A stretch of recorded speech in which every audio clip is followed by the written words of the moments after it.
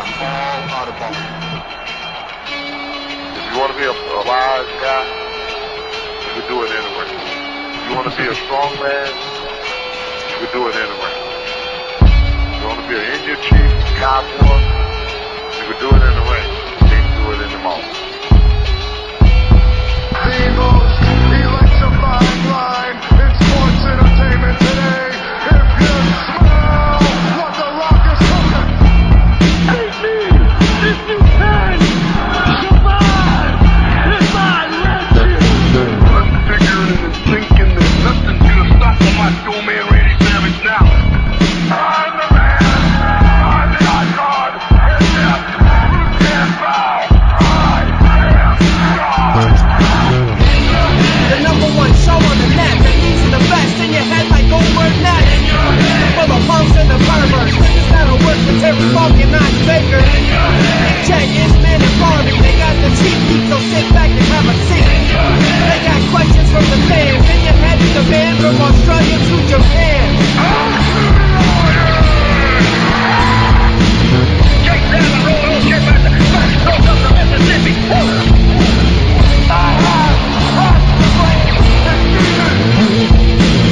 We are bigger, we are faster, and we are all night long. All you idiots, punks, perverts, and fools, be sure and tune in and listen to this show. www.inyourheadonline.com.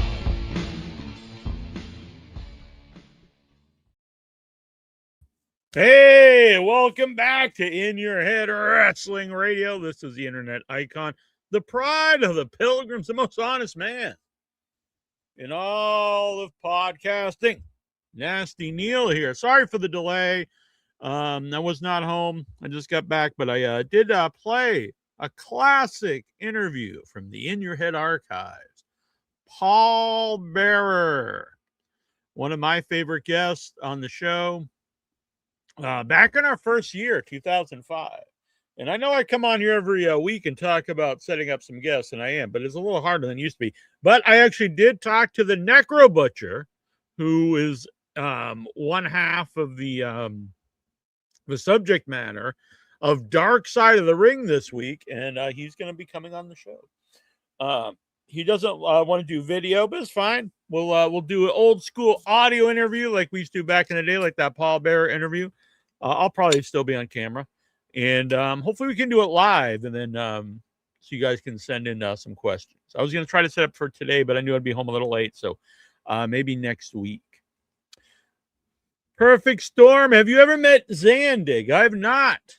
I've never met Zandig. I'd have Zandig on. I should probably get Pondo back on too to talk about the. We had Samoa Joe on way back in the day. It's probably a little hard to get him on now because of AEW. The pay-per-views this weekend. And I'll be honest, I'll get to the review. I'm not going to buy the pay-per-view, and I'm an AEW fan, but this is probably their most lackluster lineup for a pay-per-view I can remember. And I'm sure, look, I know some people say the match will be great, blah, blah, blah, blah, blah, blah. I get all that. I'm not saying that the in-ring stuff will not be good, but, you know, it's $50. And I don't really care about anything on the show. I'm sure it'll all be good, but it really just seems like a Dynamite, especially the main event. I think that this is a killer. They're killing the show. They're killing their show to me with the Jet, Kevin Knight as a main eventer. No, look, I'm not saying the guy's the worst guy I've ever seen or anything, but he is not a main event guy. And they have so many main event guys that aren't positioned as a top guy. To put Kevin Knight in the main event right now on a pay-per-view is just obscene. Like, it's absurd. It's absolutely absurd. I'll be honest, I would say that I would wager there's 20 people on the roster I'd put on above him. Let me go look this up. I'm going to go look up the AEW roster, and I'm going to wager I can name 20 people, easily 10, that would be a better main event than the Jet Kevin Knight. Let me go pull this up. All right. So we get Kenny Omega. Well, okay, first of all, Moxley. You do the Moxley perennial world champion in AEW, top guy. Beating Moxley's a big feather in the cap for anybody. They've got history together. Moxley clearly a bigger deal than Kevin Knight. Also, I think Kenny Omega beating one of the established guys right now would be a good thing to do while he's champion. So easily John Moxley. Cage and Cope, they're tag champs, so I won't put them in there, but easily both of them. Let's see here. Orange Cassidy, definitely a way bigger deal than Kevin Knight. Beloved guy in AEW, much like Darby Allin, someone I think the fans have waited to get a title run. Also like an AEW mainstay. So Kenny Omega and Orange Cassidy. This is probably the final run of Kenny Omega as world champion. So yeah. So it's two right there, Moxley and Orange. Kyle Fletcher, absolutely. That's like a no-brainer. Easy go-to main event right there. That's a legit main event. Kenny Omega, Kyle Fletcher. Mark Davis. I mean, I would even say, I will leave him out. Mark Davis. I mean, probably would be better, but well, that's three. So we got three. Adam Cole's Adam Page. Now I know he can't get the title shot because of their shenanigans. You make up some silly rule, comes in as a bring him back as a heel, and they say, "Hey, but you said you can't get a title shot." He just looks at the camera and says, "I lie." That's four people. Four people right there. Andrade, absolutely. I think they've built him really well as a top guy, super over right now. That would be a good spot for him right now. Andrade, Omega. So we got five. Let's see here. Bandito. So five. I might not get 20, but I bet I'll get 10. Five. Bobby Lashley. Not really doing anything. It comes back. Wants a title shot. Boom. Bobby Lashley, Kenny Omega, main event anywhere at 6. Brian Cage. Yeah, absolutely Brian Cage. They've really squandered his return. So he was kind of like just floating around in obscurity. Comes back. You have your chance. Okay, now we're going to do right by this guy. We had fresh eyes on him. He's been off TV for a long time. Boom. You could give him main event push.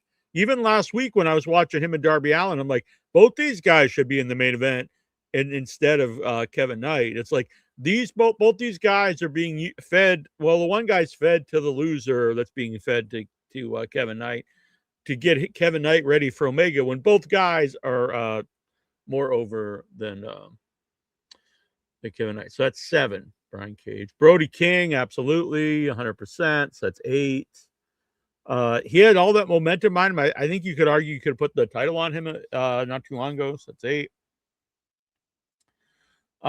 Buddy Matthews, if he's healthy, yeah. So I'll keep him off for now. I don't know if he's healthy or not. Jericho, yes, Jericho. It's his final run. You get the 2 older guys, Kenny Omega and Jericho. 2 of the guys that started the company. Absolutely, it's 9. Claudio. Yeah, I would say Claudio. I'd put him in the main event before Kevin Knight. So that's a 10. Darby Allin, absolutely. Coming off world title reign, never really got the rematch. That's 11. I would even David Finlay. I mean, that's like a push. I think maybe even David Finlay, but we'll keep him off for the moment.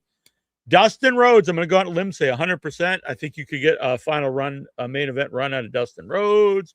So we got 12. Eddie Kingston, absolutely. Another guy people wanted at least to get that like main event run. So that's 13. Maybe it's your last chance to get a main. I'm not even saying put the title on, but get a main event out of him. So that's 13. Evil Uno.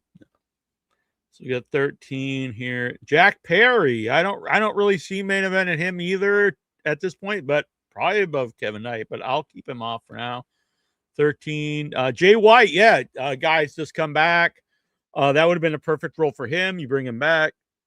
It's a big deal. Get him situated in a world title match. That's 14.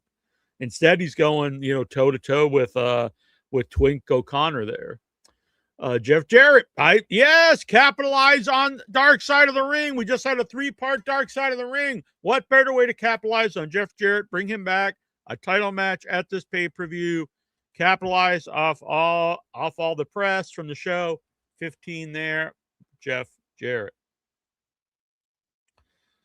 Even some of these other people is possible, but I'm just going the ones that I honestly think. Okada, I think Okada blows, but you're paying the guy, $8 billion. People like they shoot their jizz in the air like a fountain. It's like when you'd pull like the sprinkler off the hose and it start going around. That's how people act about Okada and Omega. So give them that old washed up bum versus Omega one last time. So we got I think we're up to 18. Takeshita, Jesus, that's a no-brainer. 19. Kyle O'Reilly. I mean, they built the guy, but no, I'm not going to go that far. Leo Rush, if they would have actually done something with this guy's way more over the Kevin Knight. So 20. Mark Briscoe, easily yes. We got 21. And these are just ones. I mean, there's a lot of people here I would say is like equal or just as good. 21. People might disagree with this. Max Caster should be a main event guy. 22. Speedball, no. MJF, of course, 23. -1, no. Pack, sure, let's do it. 24. Even this guy who I think is the biggest waste of money in the company, Paul White, get some use out of the guy. You get one main event out of him. Boom. Put him in the main event instead of Kevin Knight. 25. Ricochet, they built the guy. He's doing shit all. 26. Roosh, way better. It's 27. I would say Sammy Guevara looks like he's going out of the company. Is way more. You could have got way more out of him in main event run than Kevin Knight's. 28. Samoa Joe, absolutely 29. Satnam Singh, again, he's like one-time main event guy. Satnam Singh, 30. Shelton Benjamin, way. You could get something. Imagine Shelton Benjamin, Kenny Omega main event. That'd be great. It's what, 31, 32, something, 31. Bring Sting out of retirement. I won't include him. Swerve, absolutely. It's 32. The Blade still under contract. Tommaso Ciampa, of course. It's 33. Wardlow, if he's healthy, absolutely. Just throw him in there. What the hell? 34. Just say, get back in there, Wardlow. That's 34 guys that just going through that roster. I could have made an argument for easily another 5 people. 34 guys on that roster. It's a bigger main event. 34. You picked the 35th guy. Maybe not even that, because I didn't include Cage and Cope. So honestly, probably about the 40th dude. I don't want to bury Kevin Knight, but fuck AEW. What are you thinking? You have some you had some momentum going over this last year. Then you're like, this is a main event. Kevin friggin' Knight, the Jet. This guy stinks. Well, he doesn't stink, but he's, worthless. Yeah, no, there's way more women are more over than Kevin Knight. I'm a big fan of the Sisters of Sin. All 3 of them. Well, all 3 of the Triangle of Madness. Kyle Fletcher, yeah, he's great. Yeah, Okada's history. There was easily like 15 guys that were no-brainers, I'd say. And I picked 34 guys that I would legitimately put in the main event before Kevin Knight. There's probably another 10 or 15 that I would argue. Tony Storm getting preggers. I don't think it ended AEW, but I don't really get that people get like pissed when women get pregnant, like Jim Cornette. They're like, that bitch, how dare she have a, what is she thinking to have, give birth to life instead of, go out there and wrestling, Maya World. What is she thinking? Like, people, probably want to have a family if they can, if that's a thing, if that's a priority in their life. She's already done everything she could possibly do. So yeah, I don't begrudge them. You can come back to wrestling. You can't, she can't, like, let's say she wrestles till she's 45 and then has a baby. It, things are that's a lot more risky. So kudos to Tony Storm. And having some time off, if used right, when you come back, you could be bigger because, Pete takes someone off TV for a while. They miss them. Boom, they come out. You're like, holy shit, there's Tony Storm. Exactly. How can I miss you if you don't go away? Yeah, I think that goes without saying. So we had Dark Side of the Ring. We had the 3-part. It was I saw actually a lot of people really ripping this apart. Some of the old, like Brian Last. That guy's a real putz. He just he sits there and I'm like, have you ever watched like a documentary? Because he's like, oh, then they play the dramatic music. And we got the reenactments again. It's a documentary. It's not a podcast. A podcast is just people talking. A documentary is produced. You have a score. Actually, when you make a documentary, you don't want it nonstop talking heads. You actually want to avoid that. So one of the things you do is do the little recreations. They're very quick, it's not a big deal. So anyway, I quite enjoyed this episode. Did they go over every aspect that's ever happened in AEW? No. And I get it's 3-part episode. So, but you still have a limited amount of time. 3 parts, they're, without ads, are 45 minutes apart. You just can't go over everything that's ever happened in the company. It's just not going to happen. Could you haven't done it a 5-part or something? Yeah, absolutely. I enjoyed it. I enjoyed the story of Jeff Jarrett as a man. I like the episodes that aren't all about this guy ruined his life. Now he's dead. He killed somebody, or I get it's called Dark Side of the Ring. Now the guy who ran it said that he regrets calling it Dark Side of the Ring because then that's what people expect, and I understand that because when you do an episode like this and it's more about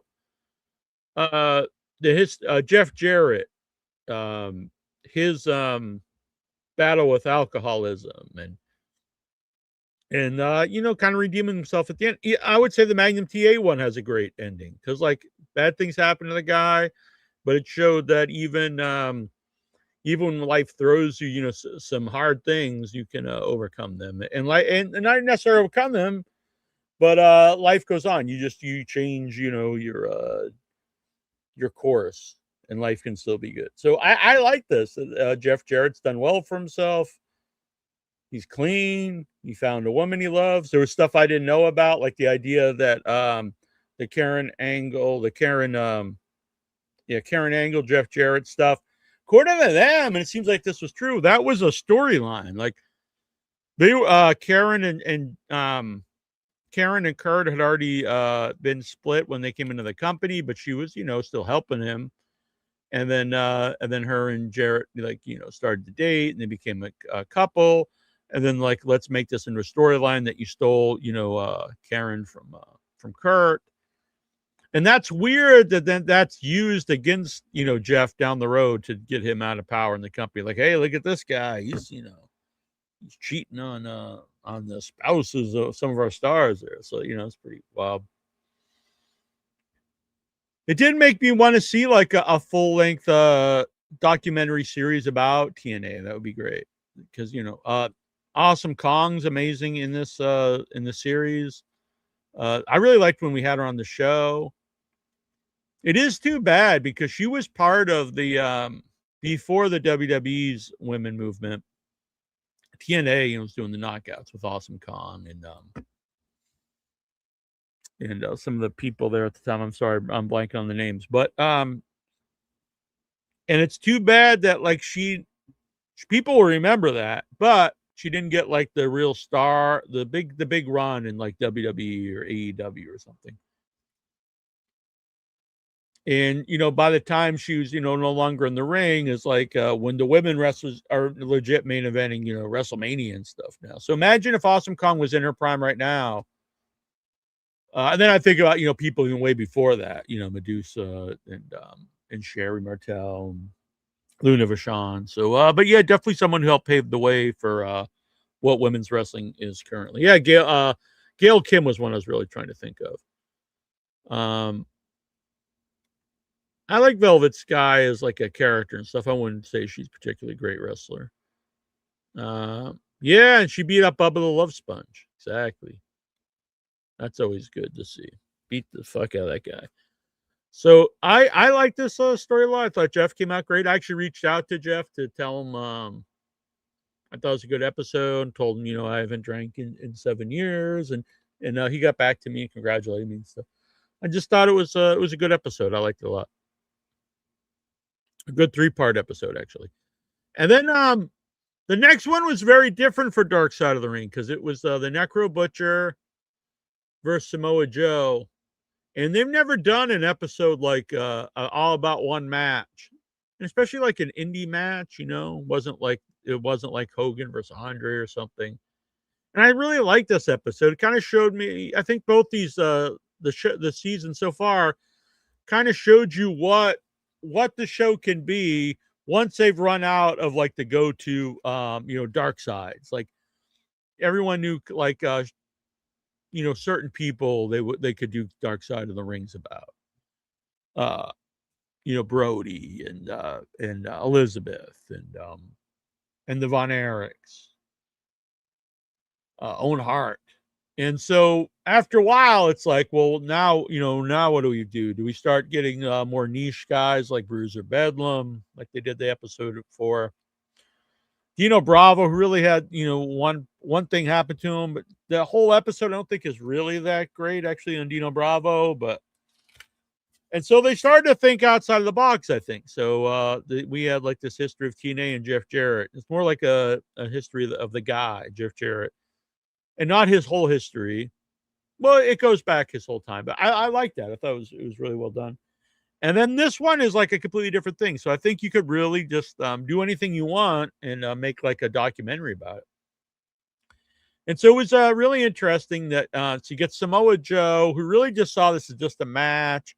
He says he picked the match because like his girlfriend lived there and he's going to get some ass. Then you had Necro Butcher really had something to prove.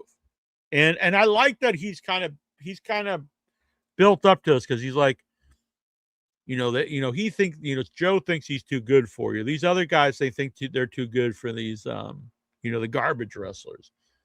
And so he's built this up in his head, like, I'm going to prove myself. And so they go out there and just beat the shit out of each other. It's a bloodbath.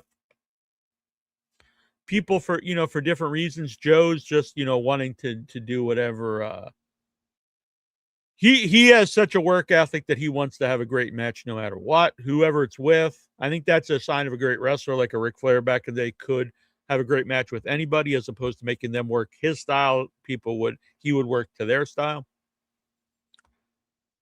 And you had Man Pondo, a friend of the show, on there, talking a lot about this. Even he was kind of like, whoa, what's going on here? I like Pondo a lot. Pondo's really a nice guy. So this episode was really good. And we got to see a little bit of, it's funny because Necro Butcher seems like, you would see him in the ring, wrestling barefoot, just blood everywhere. His head's, all carved up. And you think, oh, this is, some insane guy, but really well-spoken, smart guy. And he knows his place in the business. I like going back to his childhood and like he was bullied. And then, they touched upon maybe he bullied other people in the ring, which was interesting because sometimes, some things you go in cycles. Sometimes a bully becomes a bully, or if you get bullied, you become a bully, or or you hate bullies. So I don't know. It's kind of interesting there. I'd like to talk to him about that because he said he didn't really see himself as a bully. I do wonder if Necro was in his prime now, if he would have got a shot anywhere. Because when he was in his prime, it was really just WWE, and they would not have that guy on TV during that time, especially with no blood. Would they today? The thing is, I don't know if they would give him the shot, but I actually think he could have gotten over in WWE. You could have used him in like almost, like a modern day. I don't say hillbilly. He's not really a hillbilly, but kind of that modern day kind of hillbilly character, but more like The Hills Have Eyes, like a dark, like sadistic, like a Hills Have, like a, like some kind of whacked out killer kind of guy out in the woods. Like there's things you could do, and I think he has charisma. He stands out. He was actually a good worker. So I don't know. And then like he's got that history about him. I think he could have got a shot somewhere. Would have taken off. I kind of think it would, but I don't know if anyone would have done it. I think it's more likely today someone may have given him a shot, especially with the companies trying to get like basically everybody on the indies. They'd be like, if one of them would have thought of giving Necro a shot today, both companies would, because they gave that other guy, some shots on AEW. The what's his name? The guy used the pizza cutter, and I would argue he's a lot worse. And if he wasn't, if he didn't have his own demons, maybe he would have parlayed that into an actual run in AEW. But he's got a lot of drug problems and stuff. Yeah, I like that episode. I think it was interesting. I don't like the episode. I liked it. Because I think it's just something completely different. RF. Yeah, Rob Feinstein. Yeah, you could, but who are they going to talk to? Nick Gage. Yeah, Nick Gage. That's what I'm trying to think. Nick Gage got a shot in AEW, so I could see Necro today getting one. If he was not now when he's in his 50s, but yeah, Pondo's a funny guy. I'm a fan of Pondo. I should get Pondo back on too. I'm sure he'll come on. Yeah, I think Tony would work with him. It'd be interesting. So yeah, both those episodes were really good. I'm a fan of Darkside of the Ring. I'm glad it's back. You don't even have to be a wrestling fan, I think, to like it. So anybody who's watching the show and you hate wrestling, I don't know why you're watching. You just think I'm really sexy or something. Check out Darkside of the Ring, because I do have friends who aren't wrestling fans who like it. So then we had Dynamite, the lead into the pay-per-view this Sunday, which I'll go over the matches later, but geez. So we had a promo to open the show, Kenny Omega and Will Ospreay, and they were laughing, kind of just making fun of each other, like basically say Kenny's like an old tired man, and Will Ospreay's like he's broke, he's got a broken neck and stuff, hurt neck. I was like, is this a good way to sell your biggest show of the year at Wembley? It's like, yeah, it's gonna be this old tired man versus this frail guy with a broken neck. Like, sweet. And then Moxley walks in and says there's no tension here. And then he just walks out. And then Will walks away. I mean, Kenny walked away, and Will just kind of looked gay, really. Just kind of looked like a gay guy. And I was like, this was lame. It was just lame. It was worthless. Then we had a TNA championship match, Darby Allin versus Jet, Kevin Knight. Look, Kevin Knight's a great wrestler. Don't get me wrong. He just isn't a main event guy right now. Will he be down the road? My gut is no. But if he is, then you run with him. But you don't run with him without showing any signs of being a main event guy. Like there's not this moment. People aren't like, whoa, we really need to see this guy in the main event. It's really like just fabricated by the company. This is the guy they picked, and they want to put him in the title picture. I get that's what wrestling's about, but that's what it comes off like. There's he wasn't naturally just getting over. So I don't get it at all. I don't understand it. You could go back 10 minutes. I went over. I would say this 34. If you would have given like Brody King, for example, this same push, the guy was so over without the push. Just like so many guys on there that are just naturally way more over. Jay White got like a decent push. I just don't get it. And this was some of these segments were just so like long. It seemed almost Russo-esque. Like they were just long and like one went to the other thing.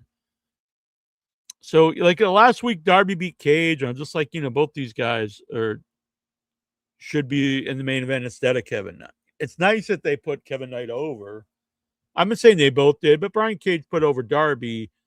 So to put over Kevin Knight. So kind of they both did, but and both are way more, not even just deserving, but just way more over. So I just don't. I will not understand this.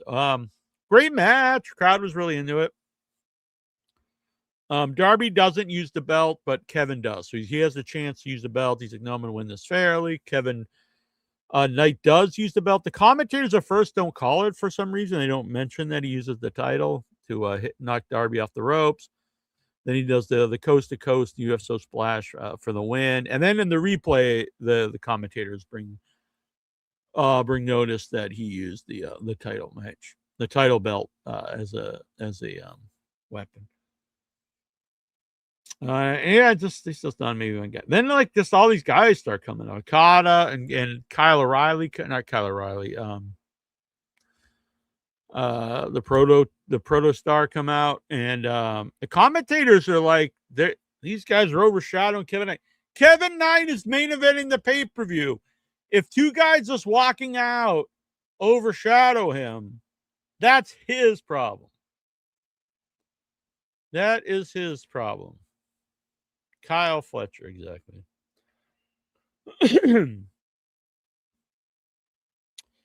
So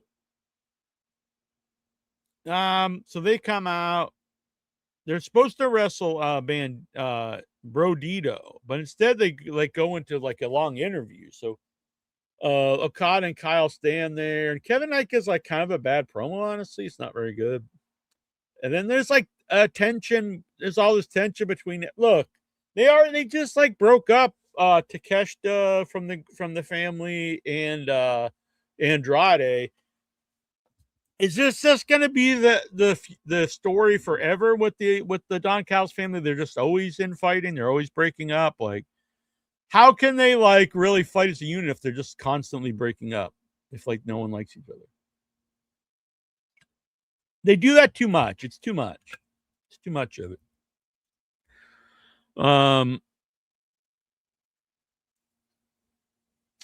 Then Kyle just starts saying like, I don't want help because Kevin Knight's talking about he doesn't need help, so he doesn't want the family there for his match Sunday. And Kyle's like, I don't want them either, so everyone will be banned from ringside Sunday, and I don't want them now for a tag match, so they won't be here for the tag match either. Then there's more infighting. Brodito comes out. They start to actually finally start the match. And I'll admit, because I think Okada pretty much blows, but there was some cool reversals between Okada and Brody, especially Okada, getting the big guy up for some stuff. So it's pretty cool. Brodito win, which Bandito pinned Kyle, which does set up because no one really thinks that Bandito has any chance for Kyle Fletcher. So this is just kind of old school booking, classic kind of. The guy wins in the tag match, so he'll probably lose at the pay-per-view, which he honestly should.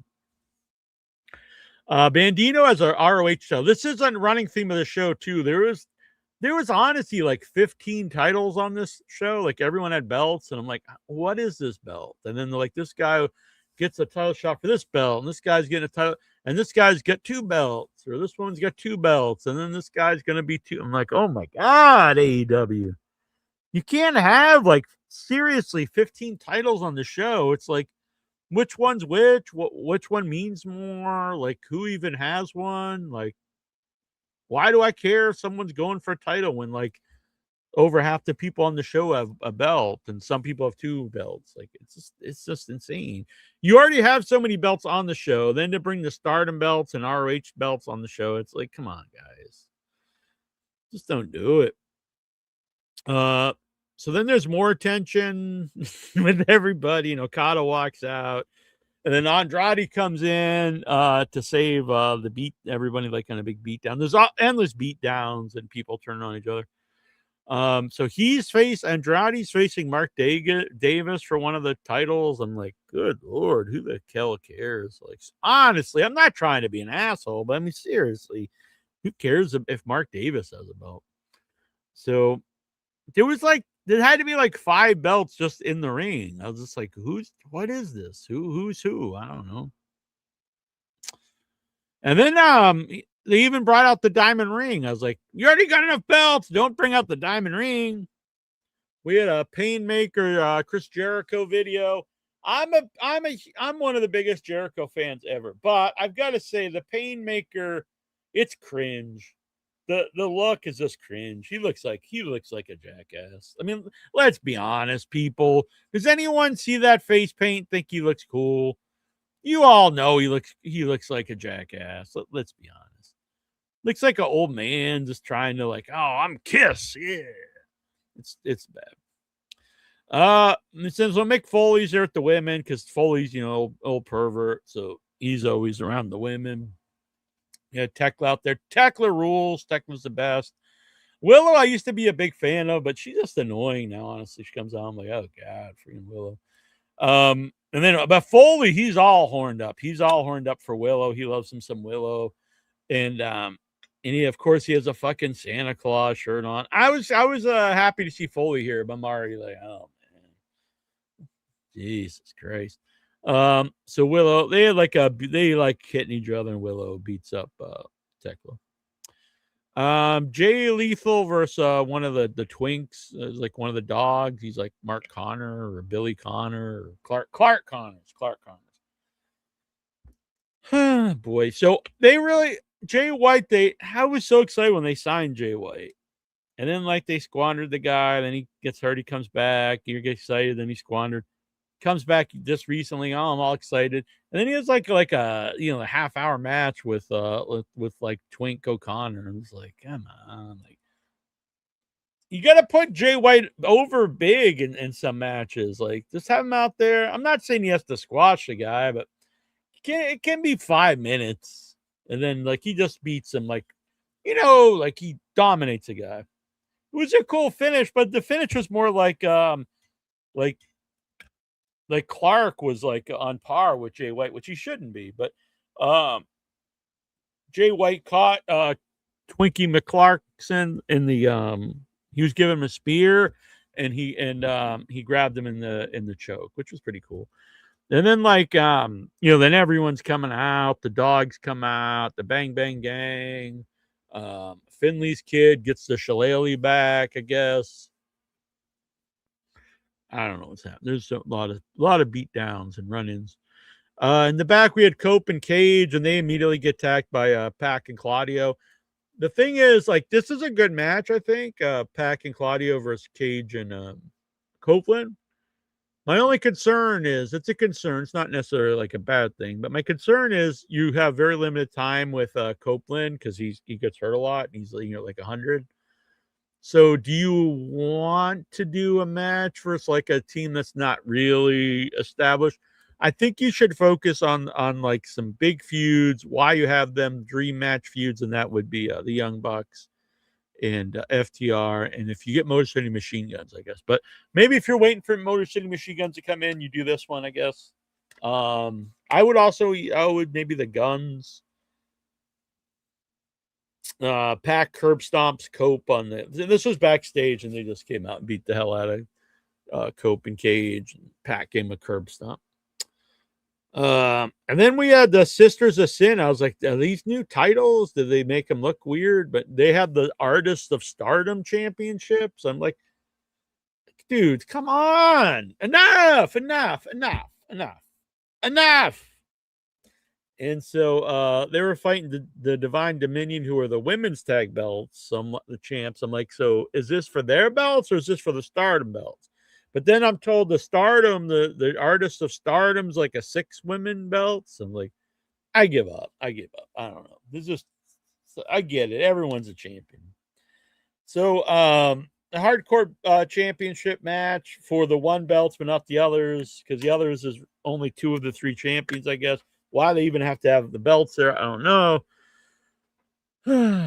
It does a little weird that like the Greek goddesses, because they come out, like they're like medieval goddesses of fantasy lore, but they're wearing hockey jerseys. I'm like, I don't really think of like, do you think like if Zeus came out, he's gonna wear like a hockey jersey? Like, I just don't see it.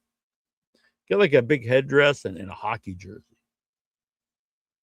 Like if Thor, Thor doesn't like, he's not smashing people with a hammer, and he's got like a New York Rangers jersey on. It's weird. I went to see the Odyssey last week. Odysseus, he never wore like a Bruins jersey in the movie. Imagine like they're at war, like they're hiding in the Trojan horse, and they're all wearing like the Blackhawks jerseys. It'd be weird. So I just didn't think they fit. The Divine Dominion kept them. I'm a fan of them. We had a Bang Bang Gang promo about the pay-per-view coming up. Then we had we had Kenny Omega, Will Ospreay, and John Moxley, All-Star AEW group, versus Brian Cage, Hetra, and Jake Doyle. No offense to those 3 guys, but come on, man. I actually like all 3. I like Hetra a lot. I think he's a good luchador. But the thing is, he never wins. So it's like now he's in the main event versus like the 3 main guys.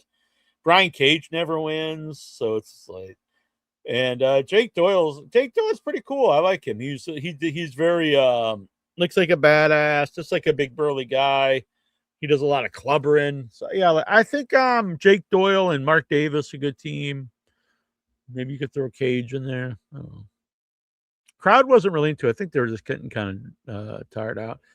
So, you know who won. And then Mox and Keddy are going head to head. But then Will breaks him up. And then I'm thinking, but why? Why does Will Ospreay care if the guy he's wrestling is mad at what is Moxie to him now? Is he just like his dominant? Does Mox dom Ospreay? Is that the deal? Is that like a sub and dominant? It's like a cub and bear. I don't know what's going on here. There's a little homoeroticism there. But I was just like, why does he care if these 2 don't like each other? Who gives a fuck? And then like everyone comes in. The Bucks come in, the Young Bucks, and they start fighting. I honestly don't even know who's on whose side. I'm like, I really don't even know what's happening now. Just everyone's in here, and the Young Bucks. But who are the Young Bucks fighting? They're not fighting Kenny Omega or Will Ospreay. So what's happening? I don't really get it. Everyone, and then they're like the RPG Vice are here, and I'm like,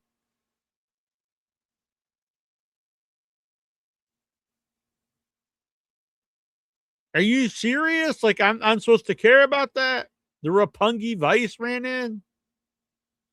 This is a main event with like 800 run-ins, and I'm supposed to, the end of the show, after I've seen 50 beatdowns and 80 run-ins, I'm supposed to, as a fan, be like, what? The Roppongi Vice is here?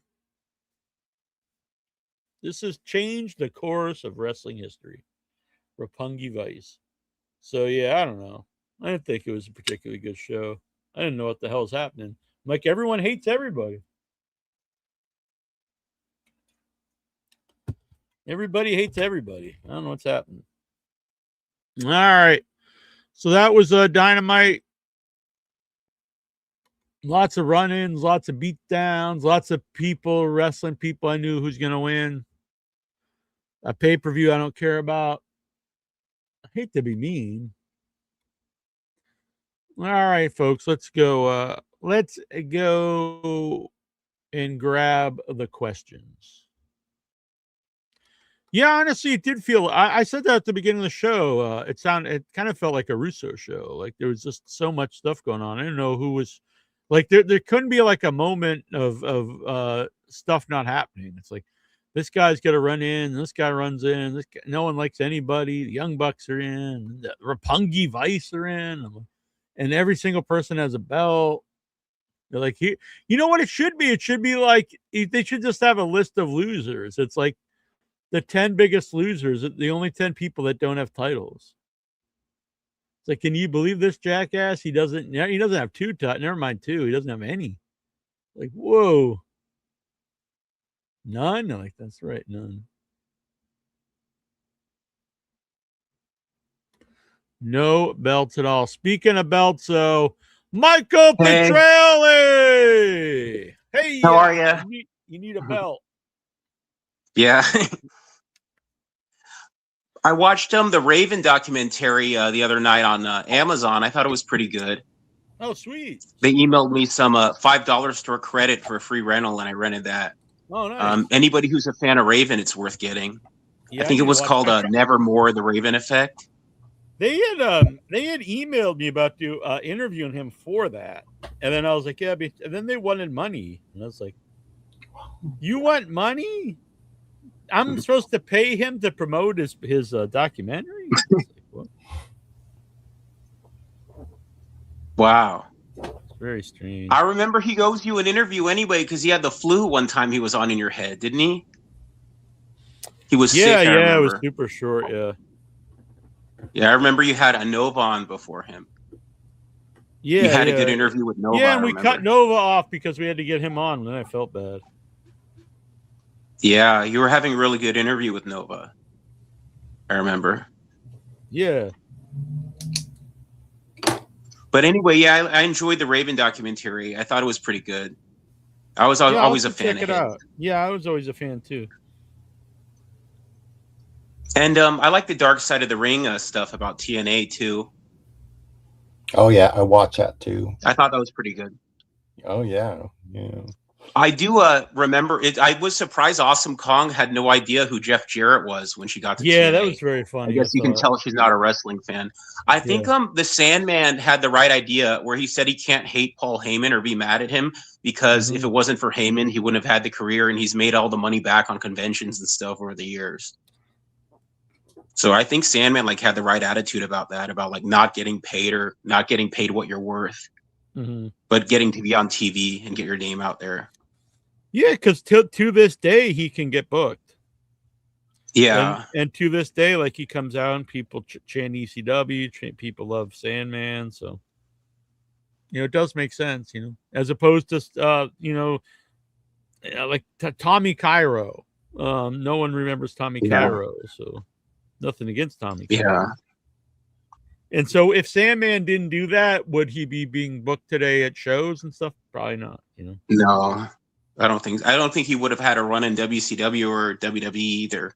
No. Not without the ECW run, that WWE run I wish would have went longer because he was actually really over. It seemed like they were into him because McMahon had him, on stage with them there in the ring with them as one of the last two people.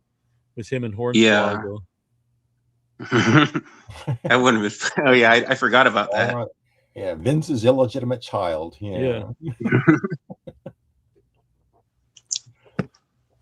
That was kind of when I stopped watching. 2007 was my last year watching. 2008, I was like, oh man, WWE has a no blood policy. Cena's all over the show, and TNA's being ruined by Russo. I think I'm done with this for a while. Yeah, I really didn't start watching again until AJ Styles went to WWE at the Royal Rumble. Then I started watching. I wanted to see what they were going to do with AJ. Yeah, that's one of the biggest surprises ever to me because I would have never expected AJ to do so well in WWE. I think they really wasted the last 2 years or so of his run. His time in WWE really didn't do anything, but he did way more the first, his first 5 years or whatever it was than I ever expected. I still think he became a better promo and a better character. So kudos to him. It was great. Yeah, I was always a big fan of his. Yeah, me too. I'm glad he got to have if you would have told me during his TNA run, this guy will someday be in WWE, I would just thought really like a jobber kind of, not a total jobber, but a guy that Intercontinental champion. Yeah, I wouldn't even think that honestly. I think Oh, Just really? come out and like have some fun matches, but never really do anything. Maybe He be really like did good champ leaving. with some other. He did dude. good leaving TNA and going to Ring of Honor in Japan, but he got that TNA stink off of him, like you guys used to say. Yeah. But I remember watching him on a Ring of Honor on Destination America, and he was really good always in the ring. Smash. How much money are she? She's how worth much a lot of paid? money. I'm spoken for at the moment. Dixie always sends me happy birthday messages on my birthdays. That's good. Dixie. Yeah. Maybe she'd come on the show. Anything she messages me on Facebook, happy birthday, and I say thanks, she'll reply. But anytime I've ever asked her to come on the show, she just ghosts me, no reply. But but she'll interact with other things. But she wouldn't even do Dark Side of the Ring, so I think she just doesn't want to talk about anything. So Yeah, I get it. a lot of people blame Hogan and Bischoff when TNA got bad, but for me, it was when Vince Russo was a head writer. I mean, I like Russo. I think he's a nice guy and enjoy him as a podcaster. But when he was a head writer at TNA in like 2007, I was like, wow, the show really went downhill, I thought. Yeah. Compared to what it was before. Yeah, I stopped watching. It wasn't just seeing it, but that was a big part of it. Was the whole show just got super boring to me. Like he had a run with the Great Khali. Yeah, it'd be it's like the main event pay-per-views were like Cena versus the Great Khali. It was like, oh my God, why am I paying $40 for this? I'm a fucking idiot for paying for this. Then I just stopped. Yeah, it's just like it was pretty bad. The same people in it. What you do today too, it's the same way. Like in WWE, it's the same like 5 people, just over and over and over again. And then like some people get like super over, and then instead of like them ever being elevated, like they would just keep pushing, Baron Corbin and stuff. And obviously, like, speaking of which, he's back. Oh, and now he's back. Yeah. He's back. Like, who had the bright idea? I know what we need to do. Bring back Baron Corbin and have him. Have him what the people want. Does that mean that Vince has some power back? Because I would assume that was a Vince guy. I heard they were doing a settlement, so it looks like that's going to go away. Maybe the Blood Money WrestleMania will be headlined by Vince in the Hall of Fame next year. Yeah, settling out of court, which they assumed that's where it was going for a long time. Yeah. But the thing is, I'll say this. So some people take that the wrong way. They're like, oh, this shows that she's got no case. That's not what that means. It means that he's settling out of court for a big sum of money. Mm-hmm. I hope they don't bring him back. You're unmuted, Vic. Right. Vic, you're muted. Okay, sorry. I was just saying, if he'd have given her the money he promised in the beginning, we never would have heard any of this. Yeah. That's how Vince. A lot of rich people are very cheap, in my experience. A lot of people who are millionaires and billionaires are like the most cheap people you'll meet. And that's why they're millionaires and billionaires. Yeah. Yeah. Yeah, and want to screw everyone else over. Yep. I saw some. I thought it was some kind of alien behind Stevie, but it was a cat stretching. Oh, is there a cat behind me? Yeah. Oh yes, she's lounging behind me. I was worried there was an alien coming. How's Stevie doing? An alien abduction on the show. Yeah, that'd be pretty sweet. Oh, I like the cute doggy. Hit the like button. Subscribe. Yes, hit the like button. Become a member. Help support the channel. Send in a super chat. We will be ecstatic. So it's been a while, Stevie. How are you doing?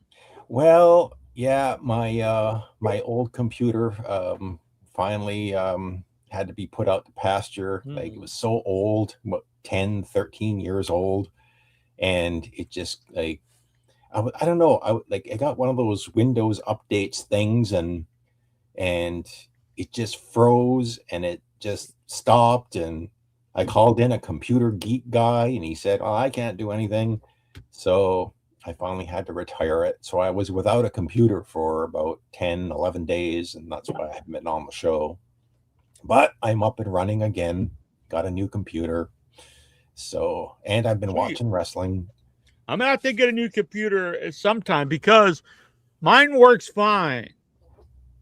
But everything's like you got to do Windows 11. My computer is it doesn't. It's not. It can't take Windows 11.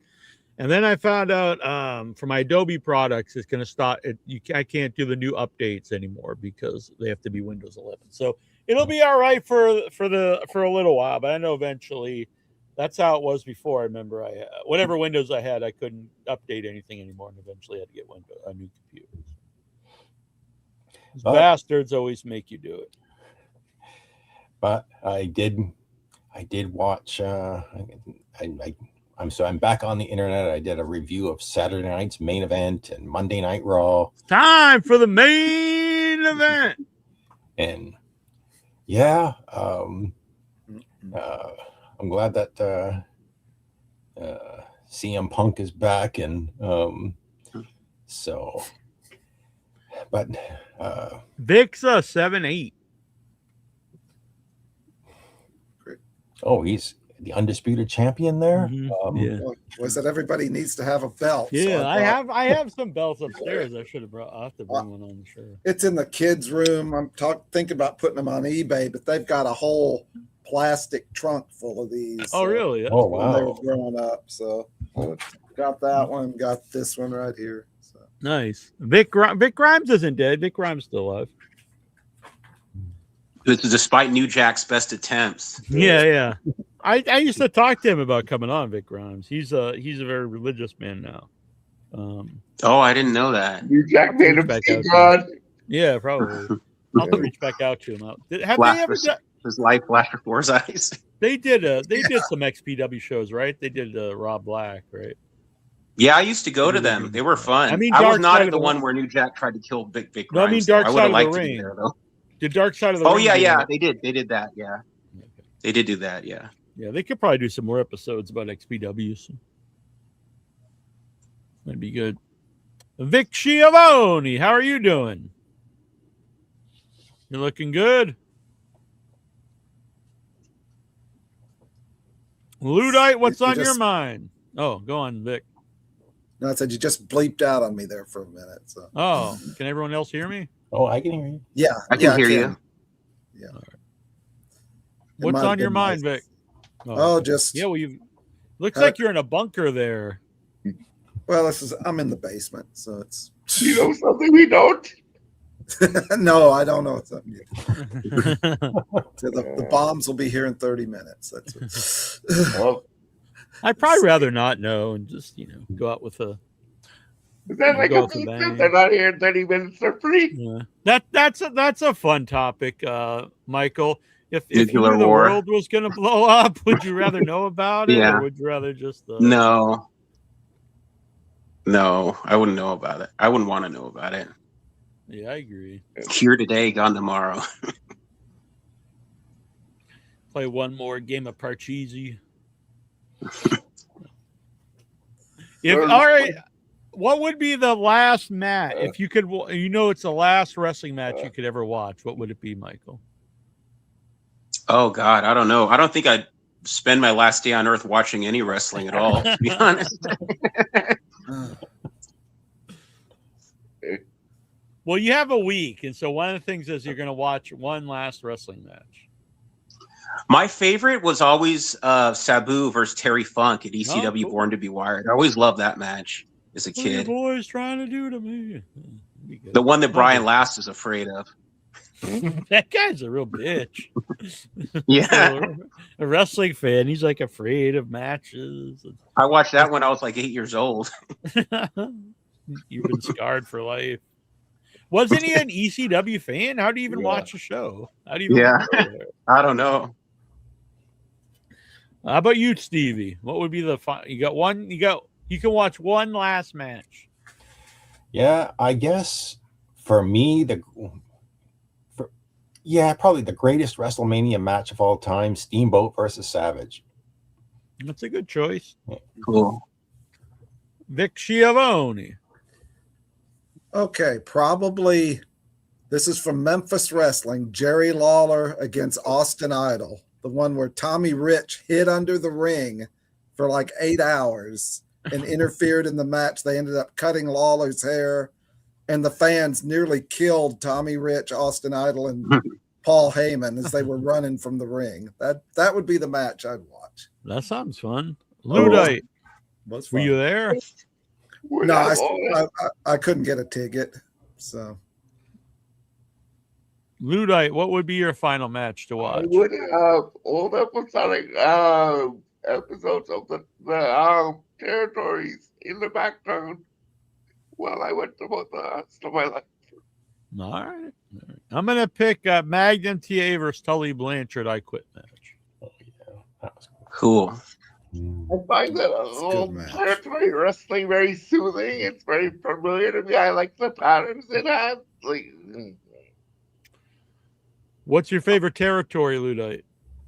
at least not either ECW. Yeah, ECW was probably the one I was most connected to. Emotionally attached Yeah. to. It was the only wrestling company I was emotionally attached to. Yeah, you actually rooted ECW. for the company itself, which I think is overlooked Yeah. sometimes when people talk about like, oh, we're going to be the next ECW. And they just think about like doing like blood and stuff. You know what really helped that too was the music. The fact that they were allowed to use real music. If you watch it with generic music, it really takes a lot out of the show. Yeah. Okay. I'll get to these questions in a minute. Anything else on your mind? Everyone can stay and answer the questions, and you can interject whatever you want. But by the way, I went over them, but I really liked Dark Side of the Ring this season so far. I like the 3-part TNA with Jarrett, and I like the. I know you said you don't like it when it's just a match, but I liked it because I thought it was different. It was a different episode. Yeah, I just think they stretch it out a lot just for one match. But I guess they are kind of running out of stuff to talk about. I thought it was interesting. That was cool. I think it's cool to take such a short subject, it's one match, and then get like so much information out of it. I used to be a fan of IWA Mid-South. I used to buy the VHS videos from Smart Mark Video back in the day. And I think I might have seen that match, but I can't really remember. I remember it was a big deal when we had Samoa Joe on. People were bringing it up. We had him, I don't know what year it was, 2007 maybe. That was when he was in TNA, right? Yeah. He was not in a good mood. Hey, is that Samoa Joe? No, it has to be Joe. Joe. What's up? Are you a Samoa Joe fan? Yes, I am. How about the Necro Butcher? I like Necro Butcher. Look what I got. What's that? That's comic cool. book? Supergirl. Supergirl, hell yeah. And look what I got. I got the rarest one. Nice. Actually, I've been talking to a lot of people. I need to really set them up. So All right. I was talking Phineas I. Godwin. I was talking to him the other day. He's going to come back on, also known as Midian. And Look what I got. Cool. lots of cool people. But right now we got to look at comic books. What's that? Attack of the Killer Tomatoes. Oh, yeah. Not next week, the 13th. On Without Your Head, we will have the creator of Attack of the Killer Tomatoes franchise will be on the show. The birthday girl herself. Giselle, Nice. Yeah. the Jennifer Lopez movie. Yeah, I got Yeah, the it is. store. Yeah. What's Patriot this? game. Harrison Ford Patriot game? So these Yeah. VHS tapes? Yep. I have a bunch of VHS tapes. I'll have to go through them if you I'm want doing them. good and everything. My birthday's in 38 days. Sweet. If Cool. someone wants to pay shipping, I'll send them a bunch of VHS tapes. You can send me. But I don't Yeah, have to do it. I just want the shipping cost. I'm doing good and everything.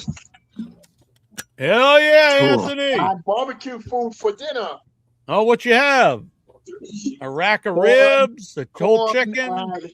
spare ribs, chicken, hot dogs, hamburgers. Damn. And you still losing weight? Yep. Can't wait for Spider-Man Brand New Day. Yeah, Troy's looking forward to that, my brother. Yep.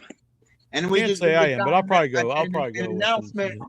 that Queen of the Dam's coming. Oh, they're remaking that? into a TV show. The vampire movie. Oh, it'll be the next season of Interview with Lestat. the So it's Vampire. Interview with Vampire Lestat. And then Oh, okay. And then we got Lanterns. I'm looking forward to Lanterns. I'm wearing Oh, Percy yeah. Jackson. Hell That's yeah. cool. Yep, What's that shirt you're wearing? Percy Jackson. The Lightning Thief. Oh, okay. Yeah, That's first cool. movie. I got it from Hot Topic. Oh, nice. Yeah. So That's I'm doing cool. good every day. I'm going to Recently, Six or is Flags. that you didn't buy that recently? I assume. I assume that's an No, older 10 shirt. years ago. The Percy Oh. I just recently bought today Alright. and the other day. I get you. Sounds good.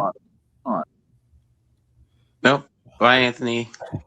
Oh, there goes Anthony. PWR Hey, everybody, World. what is effing up? How are you Hey, guys how's it doing? going, buddy? Brother, listen, I'm fired up because I had a couple young dudes Young in the dudes. back, Whoa. brother, that were telling me that I had to come down Friday night, talk wrestling with a couple Hell yeah. fellas. The Friday Night Delight here at In Your Head. What is going effing on? What's Yeah. the wrestling topic tonight? We're about to answer questions that our fans sent in, but we were talking about the AEW pay-per-views this weekend, and we were talking about Dark Side of the Ring. The Florida Necro- product. The Florida Necro- product. Necro Butcher will be on the show soon to talk about his Dark Side of the Ring episode. Fans, that is incredible. That's going to be an incredible piece. I want to shout out Tyler, the Perfect Storm, who demanded he's a me to good come man. on. Oh yeah, he's a good guy. I see him in the chat. I'm going to be on his show on one of these Wednesdays. Well, God bless you. Yeah, and he's a big fan of my horror movie podcast co-host Tara Hutchinson. Now, listen, I won't keep you guys because I just wanted to drop in for a minute, but can I ask one bombshell question? Do it up. Now, the PWR agent has been reaching out to this man for weeks. Right. There were the major bombshell allegations. I'm a dreamer guy. I'm still hot for his career. I'm hot for everything he did in Philadelphia. Gave his body, his blood, met his wife, had his kids for ECW. Now, Neil, what are your thoughts on the allegations? Do you think Tommy deserves to have his whole effing career canceled? Tommy Dreamer. Well, I mean, the thing is, I don't know if his whole career is canceled. He's already kind of washed up, but oh my God. Well, if he really, No, if he, wait a second. Did you just disrespect Tommy? If he really was like using his power to grope women and stuff in the company, I mean, I think we need to know if the allegations are real or not. Because people. Well, do you not remember back in the 90s when that was his trademark spot? Yeah, but do you think there's a chance that him being in a younger locker room now that things might have got misconstrued? Yeah, but you also have to change with the times. You can't act like you did, 30 years ago. Oh, especially you know what I when say you're to in that? power, especially when you're the one with power in the company. There's a difference when you're the boss. You can't be doing stuff to your employees. So Tommy can't do it the old ways that he used to anymore in 2026. If that's what he's into, no, definitely not. Oh, well, I think that is bullshit. That. No, I think that's bullshit. Do you think the employees should be allowed to grope their employers? Yeah, no, I'm not going to defend that. I think he might get a WWE Legends deal. I saw he was at the convention thing they were doing. No, not because of that, but I mean the WWE. I saw they got rid of Thunder Rosa out of the Sirius XM show. They're taking over the wrestling channel on Sirius XM. So because Thunder Rosa's with AEW, they got her fired from there, which is pretty shitty. Yeah, but they're turning it into like a WWE radio thing, and yeah. Look, I saw Tommy Dreamer. If the allegations are true, but I'm not going to be like, he should be allowed to do whatever he wants just because he took a single change to the head or something. Yeah, I don't know. What a fucking dog. So what were you saying, Mr. Petrelli, the Rookie of the Year? Oh, I was always a fan of Dreamer and ECW and stuff like that, and he's much better than Bubba Ray Dudley on the radio. Yeah, I met him. I met him. I have an interview with him on Without Your Head, actually. Look, I don't know about I have no idea if these allegations are true, but the the idea that like I'd be like it's fine if he did all this just because you know he was you enjoyed him in the ring. Like no, it's like And it's the thing is when it's one or two people who knows. When it's multiple people, there's probably something to it, but you know I don't know. I did see TNA fired Alicia Fox today, so every week they're getting rid of somebody. Looks like TNA's a sinking ship. They're gonna have like 10 people on the roster pretty soon. Yeah, I heard you say the other week there's only like 15 people on the roster as is or something. Yeah. Wow.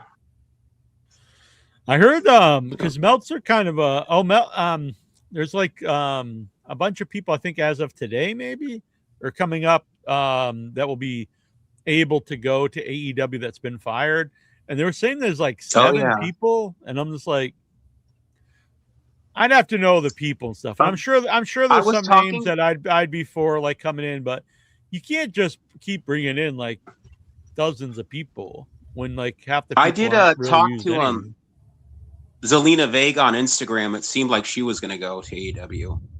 Now, see that to me, that's a good. I took pick. her like a month ago. I wouldn't even have her in the ring. I think she's a good. You put her with manager. Andrade. I think she'd be a good manager for Andrade. Andrade was at his best was when he was with Zelina.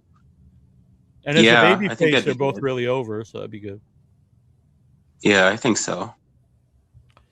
But there's a lot Motor of City Machine Guns. I think they would do pretty good. Yeah, I actually think that's a good team because you have, especially now when you still have the Young Bucks, you have FTR, you have Cope and Cage, and then you even have Guns and some other teams. But you'd have like 4 like legit like top teams of the last 20 years where you can do like some dream matches with. So. Yeah, them versus Edge and Christian, that'd be good. Mm-hmm. Yeah, and Bucks and FTR, all that stuff right there is like really big feuds, and then even stuff with against the Guns or and then New Day too. They'd really boost the tag team division. I'm a big New Day fan, so yeah, I would definitely bring in all those people. So I don't know, I'd have to see the names. I think some people go one or two ways, like bringing everybody. I think that's ridiculous. But also there's people who are like against like bringing anybody, and I think that's like really dumb too. Yeah. I think Tony's been pretty good about picking and choosing. It's not been like TNA where they brought in everybody back in the day. Yeah. They got released. Sometimes because you don't know this going in though. Sometimes you pick up people who have no real interest in really giving it all for the company, but you don't always know that. I like Paige. She's a very nice person. I've talked to her for like 20 minutes. I've met her 4 times at concerts over the year, and she's really cool. But I saw she said something like her heart wasn't in AEW or something like that, and Tony shouldn't bring her back then when she's done with WWE. If she's going to say stuff like that. I wouldn't even say that because I don't think that's good. I don't think that shines well on you.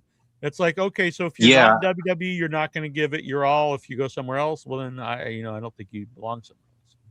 I think it was evident too. I don't think she really gave it her all in AEW. Yeah, that was shitty of her to say that. She shouldn't have said that. Mm-hmm. Anything else, Stevie, before we get to some of these questions? But you can chime in anytime. Well, what you were saying earlier about who's a babyface and who's a heel in AEW, that's what I would say about WWE right now. If you look at the main rivalries on Raw and SmackDown, it's like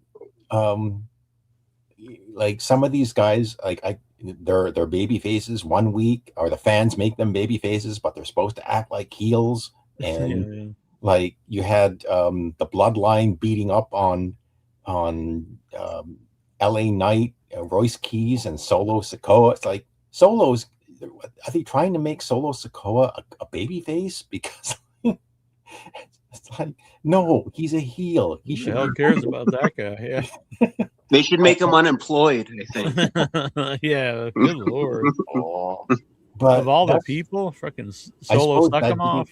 Yeah, that didn't come through in my Raw report, but it's really tough to tell the players without a scorecard. And even then, I think WWE keeps shuffling things around.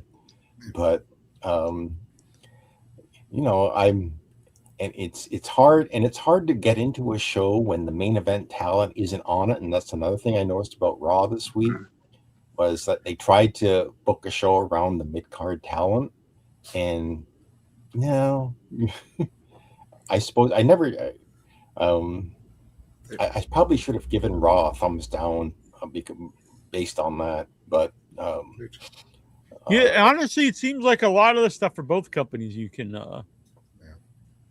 One thing I get, because some people attacked me when I said Kevin Knight wasn't a main event guy on the group, and they're like, "Oh, would you rather be the same?" Look, there's a difference. There's a middle ground between just having the same 2 or 3 people in every main event, like Punk and Cody's in every main event, and then having a guy that's like, in my opinion, like the 35th guy on the show in the main event.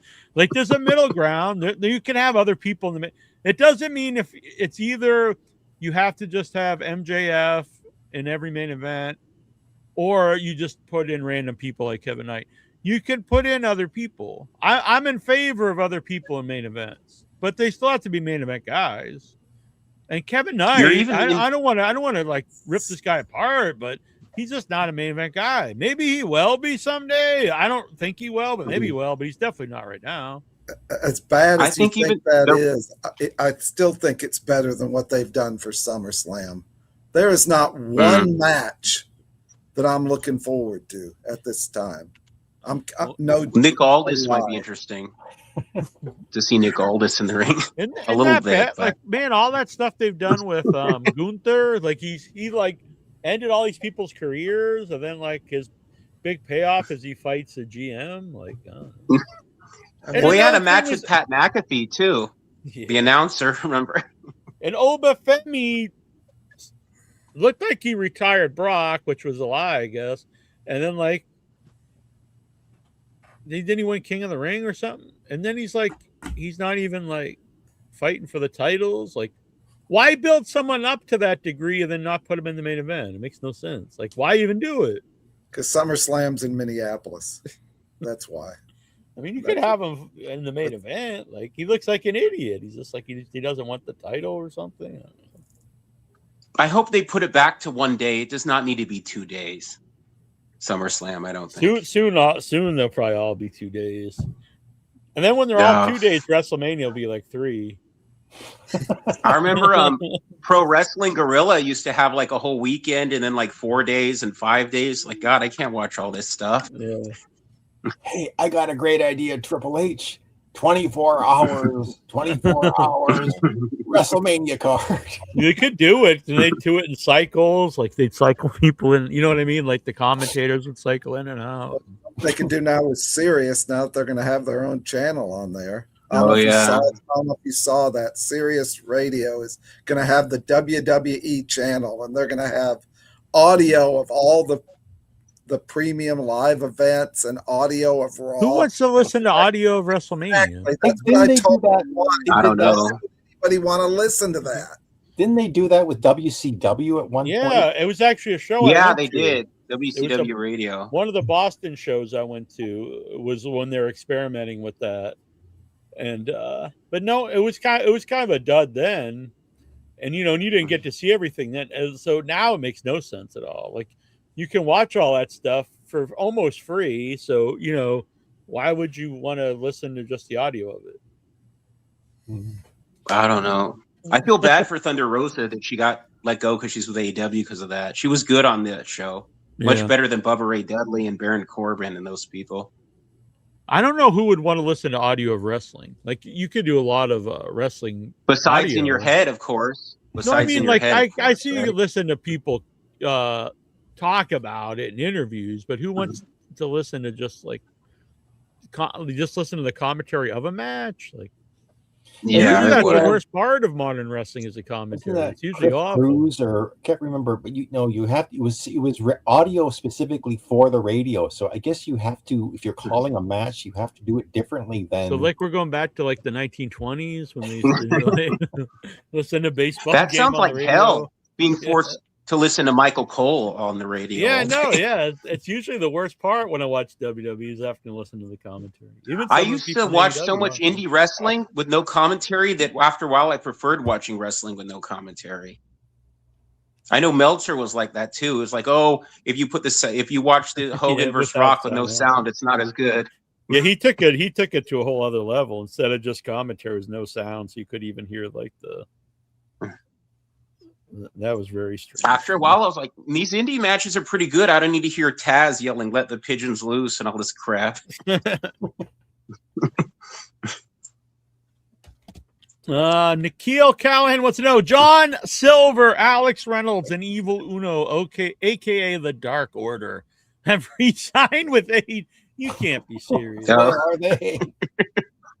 Why are they the ring? Why, crew Tony? Or something? Yeah. You know, I think you could have done something with John Silver years ago, but they've, that was probably like 5 years ago when he was like over. I didn't even know he it's was been still going alive. longer than the Bloodline, the Dark Order. Good Lord. Jack Hager lost the slap contest. We saw, and said fuck Tony Khan. Why does he hate Tony Khan? The guy I think he's got some serious issues. Look, if you go from like being like a main event wrestler for years to just stand there letting guys slap you as hard as they can, like you're probably not in a good place. I think. No. I think he's got some serious issues. Jim, I didn't know that the guy who beat him was also a former wrestler. He was like, oh yeah, wasn't he some European wrestler or something? I think he said he's in WWE. He was like one of the Samoan guys or something. Oh really? I didn't know he that. He was like Shanky's brother or something, or one of the guys that was a Shanky or something. Jim Ross doesn't want Kenny Omega to drop the title to Will Ospreay at All In. I hope it's not a passing of the torch. I agree with you. Absolutely not. I think that's one of the dumbest takes, honestly, I can think of. I think it would be a complete idiocy to not have Will Ospreay win the belt at all. I agree. Ospreay should win. I do not want Sheamus in AEW. He's been on WWE for 20 years. AEW is the alternative. I don't need to see people like him on my show. I agree. Go to TNA, Sheamus. Yeah, I and hate come to on in your head. Like, yeah. Oh yeah, he was supposed to be. Yeah, so here's the story. He contacted me years ago. It was like 2006 or maybe 2005. Either our first or second year. Maybe it was one of those years anyway. And wanted to come on the show. And at the time, he was an indie wrestler in Europe. And I went to his website, and he had this picture in the corner with this big mohawk and had like a big sword, and it was playing this like crazy song about like cutting people's heads off. I was like, this guy rules. And I sent it to Incher, and I was like, this guy's gonna come on the show. And he's just like, why? And like, because he has to come on, and I think it'd be a funny banner. And he was like, oh, I don't know about this guy. But I have the banner somewhere. He's got the big mohawk and stuff, because I made the banner for him. And then, so we're setting up, and then all of a sudden he stopped replying. And then like a couple weeks went by, and I was like, what is up with this dude? Let me set this up. And I replied again. I was like, yeah, how about, I gave him some dates, and he's like, oh, thank you for your interest. But, for any, press for your blah, blah, blah, Sheamus O'Shaughnessy must go through WWE. And I was like, oh, okay. So he signed with Developmental at some point. But he was emailing with me back. He was the one who initiated the email. And then once he signed with WWE, he had acted like I was just contacting him out of the blue, which I thought was pretty funny. It was like a form letter. Joey Styles did the same thing too, actually. But I had a lot more interaction with Joey Styles. I used to interact with email a lot with Joey Styles in the early days of In Your Head. Was that before the One Night Stands, the first one? I think, yeah, it must have been, because it was when he was still running One Wrestling. Okay. I actually knew him for years, because I used to do the recaps for Get in the Ring, and that's how I started to know Joey Styles, because we would email each other. Then when I started In Your Head, I was asking him to come on. He was into the idea, but we had to schedule and stuff. And then he went to WWE. He was still emailing a little bit when he went to WWE, but then I remember he might have been, I don't know, we were emailing when he was in WWE. But then I remember this out of the blue one day, he was like, it was like a form letter thing, like, oh, Joey Styles, blah, blah, blah, this thing. And then that same week, a story came out where it was someone in like a production meeting had their laptop open, and like someone working there saw that they were emailing with somebody at like a website, and like they got like reprimanded. And I was like, oh, somebody talking to Meltzer. Yeah. So I think he's taking precautions not to interact with, anybody online. Yeah, I was always a big fan of Joey Styles. I would have liked to see him in AEW. It's too bad he got kind of canceled during the 2016 election. He made some joke about Trump. So the another guy that got messed up with emails was God, what's it? Elix Skipper. So Elix Skipper was on the show in the early years, and if people, I think this is what led him to not being in TNA anymore, was he sent an email. He forwarded an email about it was about buying steroids, like a website you could buy like steroids, or with a guy that was selling steroids. And he hit like send all or whatever, and so it was sent to me and Jeff Jarrett and like Carter. It was like 20. It was like it was all these TNA employees. And then poor Elix Skipper. Yeah, not long after that, he was pretty much. I do remember they had him the Diamonds in the Rough. He was like a lackey to Simon Diamond. I was like, why are they doing this to Elix Skipper? He's so talented. Yeah, that was legit one of the best moments in TNA history when he did the cage walk. Yeah, that was amazing. In 2007, the Nasty Boys had a tryout in WWE. They were out of position on everything, sold nothing, were overweight, and got the double armpit sign from Dave Taylor. WWE never invited them back, even for a cameo. And 3 years later, TNA signed them. What a message. That is pretty bad. Yes, and I watched that episode of TNA Impact when they were there too. Yeah, they were really rotten. They were there for like 6 months. I was like, why the hell are the Nasty Boys on TNA? God, that was not good.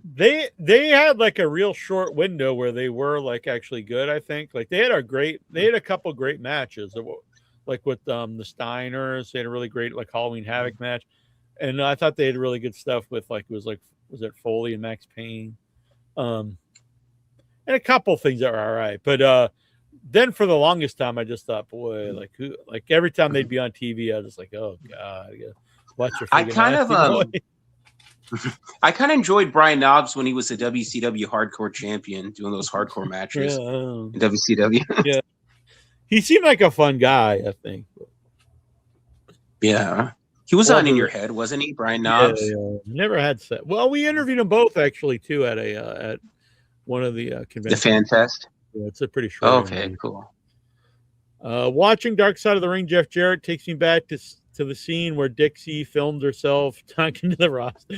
We did a whole show about that. We did like a 3-hour episode about that. Rockhead Carter, the nickname was born. Yeah.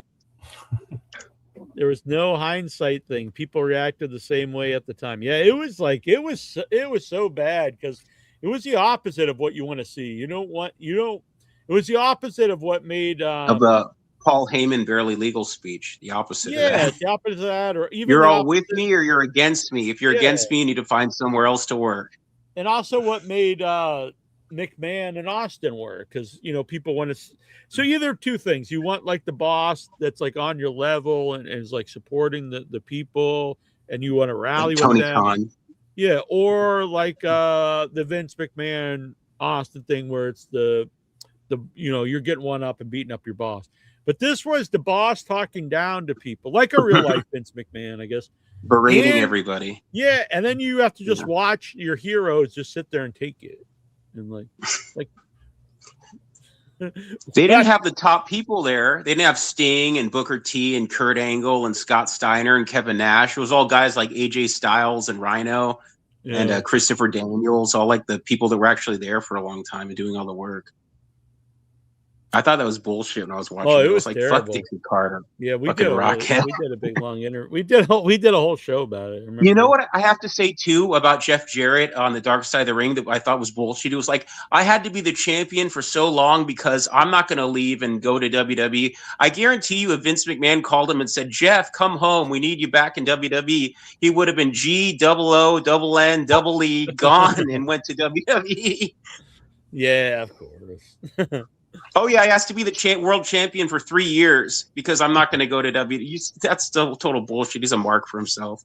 Yeah, there was a few times like I remember Raven really should have won the belt at one point. Like in like 2003, everybody wanted that, and then they did it like 2 years too late. The end of 2005. There's a couple of the people. Monty Brown, I think, at one point. Did you guys like the EV2 TNA? What do you call it? Stable. I like the Hardcore Justice pay-per-view, but after that, it's fun to see the old ECW guys again. But I don't know. TNA Impact was kind of bad at that time, I thought. You can only do that for so long. At that time, I thought, because he used to always do like you do all these invasion angles. But the invaders never win in the end. You know, NWO eventually loses. So what if ECW would have invaded them? You would have had to have the right ECW name and stuff. But if they would have invaded TNA and they win, and then they change the name to from TNA to ECW EV2 Cornell or EV2 Cornell. If they got Heyman, that'd be good. If they had Heyman, but I think they should have done that with Jeff Jarrett's Global Force Wrestling when he did that. Maybe. Because Impact was so bad at that time, I thought. Yeah. And we're talking about ECW here. I want to know why Nasty Neal won't put over Tommy Dreamer. Oh, I've nothing. Look, Tommy Dreamer back in the day, I enjoyed him. Like I can't say he was ever my favorite guy or anything, but I'm not going to defend if he's was legit, groping women or using his power to. No, if you actually read the story, he wasn't groping women. He just he went up to a woman and he asked her if she wanted to do the spot in the match. You know what I mean? That's as gentlemanly as you can do it. Not really, because he's also her boss. So. Well, she said no, and she declined. So it must not have been too much pressure. You know what I mean? I don't know. There's multiple stories. It's not just one person. Well, that's the official story. That's even what she said. So I'm not going to crucify a guy for asking a woman to do a spot. She can always say no. I don't think that's not historically accurate in wrestling. You could say no, but then you also lose your job or your spot. So, especially if it's someone with power over you. Well, you got to be ready to stand your ground. Any business, you know what I mean? I guess. I'm going to say Tommy Jensen. I'm not going to. I would rather know more about it before I just blanketly defend. I don't think he was doing it for sexual gratification. He was saying, this is a spot I do, the crowd's going to pop. And you know what I mean? He wasn't saying it wasn't like I'm doing this for my pleasure. He's trying to get over this. I mean, I've heard other people talk about this and have different views on it. So, I read her tweets, her original tweets. Well, but I've heard other people tell stories about him too. It's not like, and even by by what she accused him of, I'm saying it's nothing illegal, nothing really immoral. She can always say no. Well, I actually disagree with that part because you can technically say, they always say that in WWE too. You can say no to whatever, but then they also stop using you, or you lose your spot, or you get fired. So. It's not as easy to say no to your boss in professional wrestling. I don't know. From what I've heard about Vince, he likes it when you stand up and you're not a pushover. Oh yeah, yeah.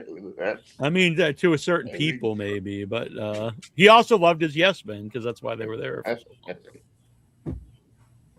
Yeah, that's Vince. And a lot of women have a much different opinion on that part about standing up to Vince. I'm gonna say Tommy didn't actually grab anybody's crotch without their permission. He asked and she declined. That's no big deal to me. She said no and he didn't What pressure happened to her. her He after just that? said all right. What happened to her after that? I mean, where was she anyways? It wasn't like she was on the main stage. She was in what company was this? I don't know idea. I mean, yeah, we don't even know the name of the company, so the odds of her making it in any company are astronomical. Well, I mean, everyone starts somewhere, and So you just can't because really you're blame not, that one incident for her downfall. No, I'm saying that you can't just be like, I say no to my boss and everything will be fine. That doesn't always happen especially in wrestling. Well, I've heard any wrestler, when you get trained, they're going to tell you, if you don't want to do something, tell them. Don't let nobody make you take a bump you don't want to take. If you don't want to take it, don't tell them you're not taking it.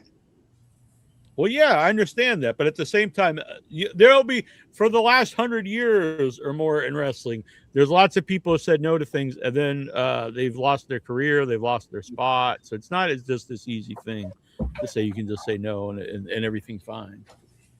Okay. We've got the one and only Sexy Lexi. All right, Tyler, it's always good to hear from you. Well, it's the first time I've heard you, actually. Take it easy. It's good to holler at you. All right, see you, Tyler. The perfect storm. Lexar, what's up? Sexy Lexi. I'm good. Didn't do nothing special for my birthday, really. Just stayed home. Yep. You didn't even go to the strip club? I'm broke. If I had like maybe a good somebody. Maybe a good like $500. I'm not going to give you $500 to go to the strip. You can't go to the strip club for less than $500. Yes, I seen like YouTube videos of like people who go to strip clubs and spend less than they have, and even like how much you normally spend? You normally spend $500 when you go to the strip club? No. Then why did you need $500? How much you normally spend? Guess. $50. No. I don't know how much. $100. $20. $100. Damn. That's a lot of pesos, Lexar. Where do you get the $100? Sucres. Mainly from working odd jobs. Like right now, recently I had a connection with my old boss, and like he told me like maybe I'll put you to work and like here go. Just get me like these like. You're not like a drug mule or something, are you? No. Okay. I don't do that. All right. Oh, one time I did thought about doing it, but not. Oh. Wow.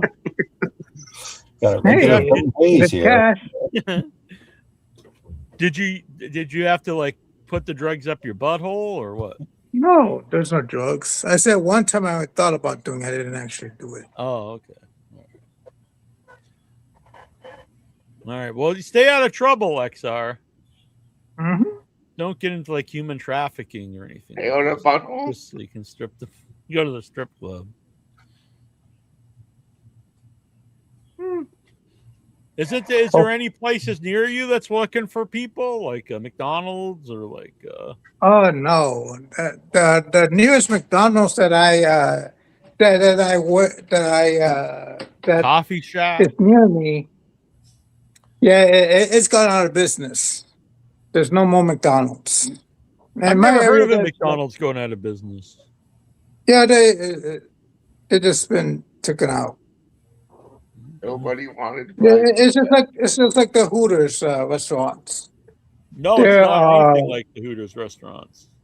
You know what I mean? It's like underperforming and it's losing money. So yeah, but I don't think McDonald's does that. But it doesn't matter. How about you can be like security somewhere? Nope. Why not? I don't know. Not much. I'm not that big of a confrontive guy. Well, I don't think you need to be security guard. It's just, you basically just stand there at night. Just have a big gun. That's all you need. Whoop out your big hog. Big hog. What are you looking at? You watching porn? Can you ever just be on the show and just like pay attention to what's happening? I am. Attention deficit disorder? Yeah, it's constant like stuff going on.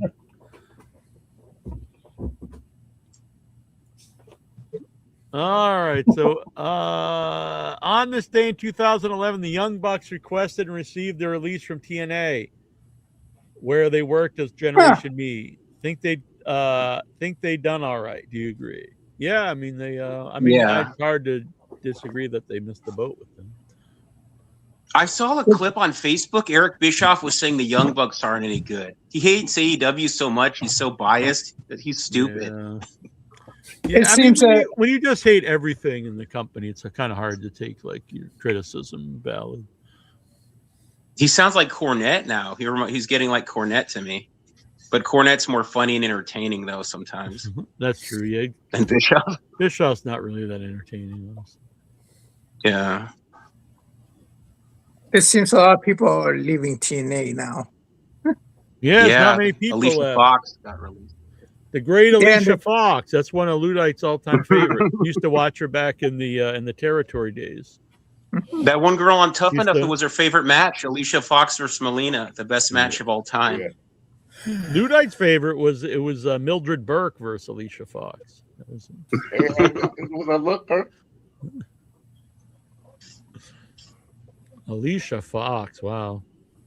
I mean, no offense to Alicia, but I mean, if Alicia Fox is like a star for you in modern day, it's probably not really a good, And I think there's better people you could pick up. I'll say that. I remember and during the height of 205 Live in the Cruiserweight division, there's this Was there ever a height of 205 Live? Time a bit.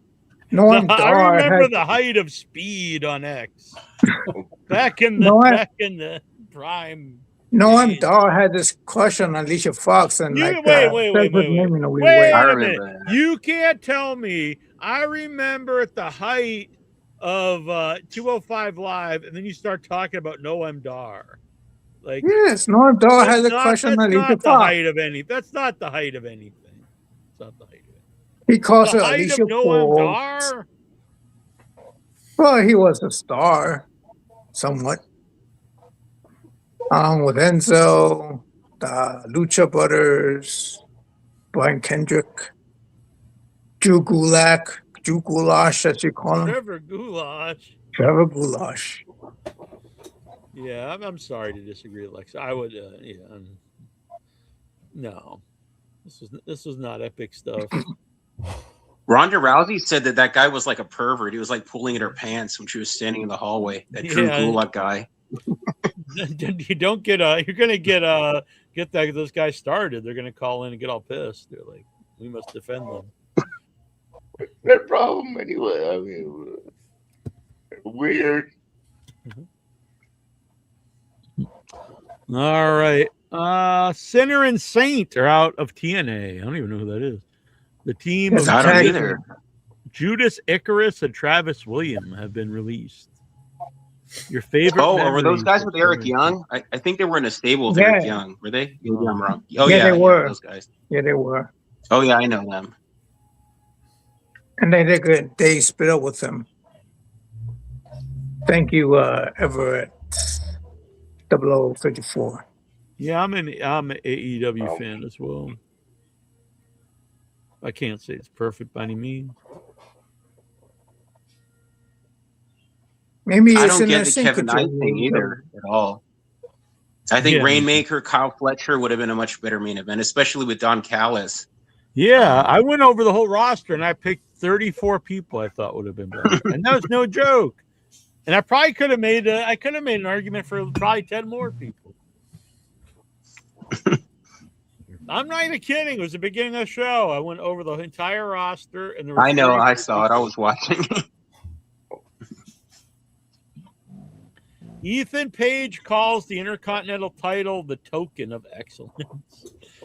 He may be back in like the day, but that'd be as good as it gets for Ethan Page. I mean, I like Ethan Page, but that's like the world title to him. Yeah, that's what you got to say when you know you've got no chance at the world title. Jeff Hardy never runs for the responsibility of his condition at Victory Road. In a business where so many push the blame, he never does. And he'd have a good case because there were so many people to blame that night for allowing him to go out in the stage. Do you agree? Well, yeah, you could blame people for letting him go out, but at the end of the day, it was his fault for being in that condition. But it definitely is everyone else's fault for even letting him get out there. And Cornette did bring up a good point, I'll say, because he was like, because Eric Bischoff said he went and told him to just go back to the ring. I mean, go back to the stage. But then what? What would have happened? The show just ends? Like the guy walks out of the ring and then Sting just standing there and the show ends? Like, thanks for buying the pay-per-view, everybody. Like, what would have happened, you know? I'm glad I didn't buy that pay-per-view. I bought it. I remember being pissed. Matt Cardona returned to WWE. I did like when he was the Antichrist at Pro Wrestling and he had the purple belt. He's been doing that again on TNA. I saw they had a cinematic match with the Righteous, the Hardys, and the Righteous in the cinematic match. The Righteous, yeah. I watched that too. Yeah, I like the Righteous. Yeah, I just saw that. I think they're really were underused. I think they got killed off in AEW when they lost to MJF in a handicap match. MJF with one leg, yeah. Yeah. I'm an MJF guy, but that was bad. Jeff Hardy never. Matt Cardona returned to WWE earlier this year. There was hope among some behind the scenes that he would ultimately be presented as Zack Ryder. I don't think I could care less about a subject. I was glad AEW didn't sign him. The show that I actually watched, because I've never been a big fan of Zack Ryder. Well, I'm sure he's happy to be kind of, working alongside his wife and probably sees more of her now that they're both in WWE. I'm surprised they let him make the figures still, to be honest, because they're like so petty. I'm surprised they haven't been like, we own these figures now, or you can't make these. But there's a group of guys like Cardona, and I'll even say Ethan Page, and unfortunately Rusev, who no matter what they do are just like they're jobbers to the stars. Yeah. And it's I mean, that's just how they see them that way, the company, and that's just what they'll always be, Yeah, unfortunately, I hate every week seeing Rusev being basically jobbing out. I think they do that on purpose. I think they really have it out for that guy. And they just like Chad Gable. He submitted to Chad Gable in a tag team match. Yeah. They like to do that because he does have a problem, from what I understand. Like he doesn't want, he has pride, which you should. It's too bad because I honestly think that he could have been a top guy, like one of your main guys in either company, and for whatever reason, it's never going to happen. For balance, but didn't he not want to get thrown out of a battle royal or something? Yeah. I think he's difficult to work with. I agree. I think he's difficult.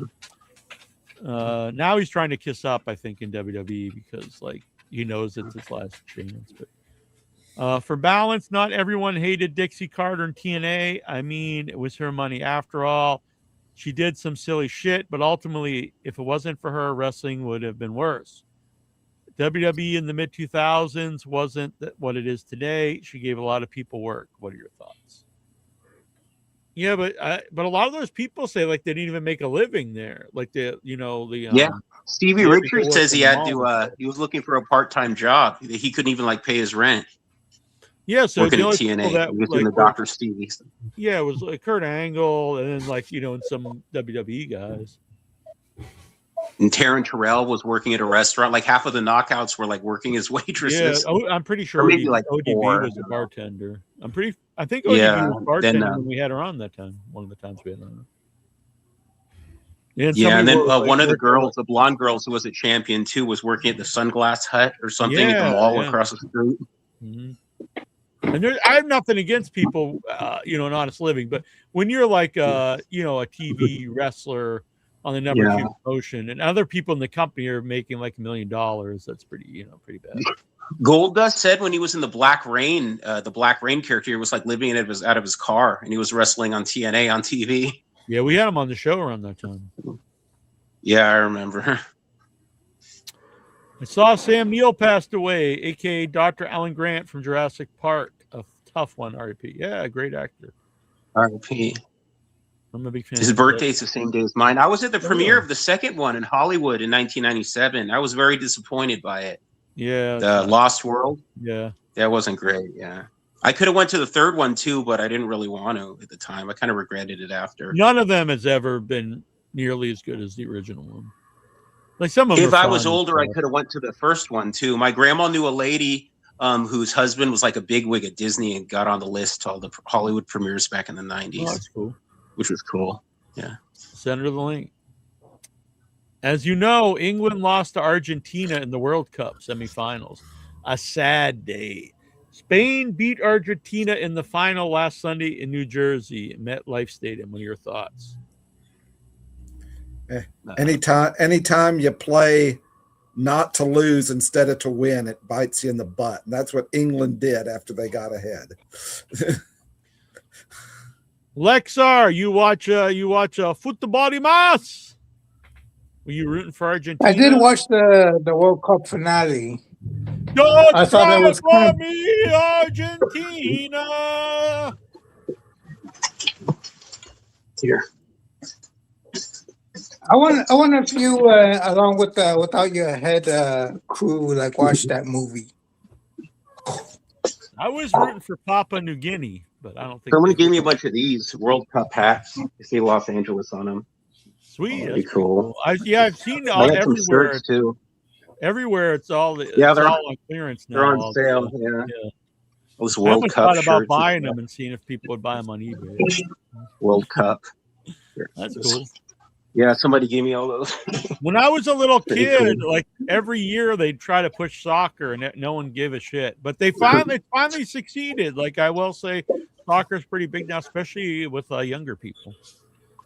I used to like playing it, but not watching it really. My high school had a soccer team, but not a football team, which was very strange in the 80s. Oh, that's weird. Not all of America likes football, like American football. Pretty much they do. I mean, it's the number one sport in America.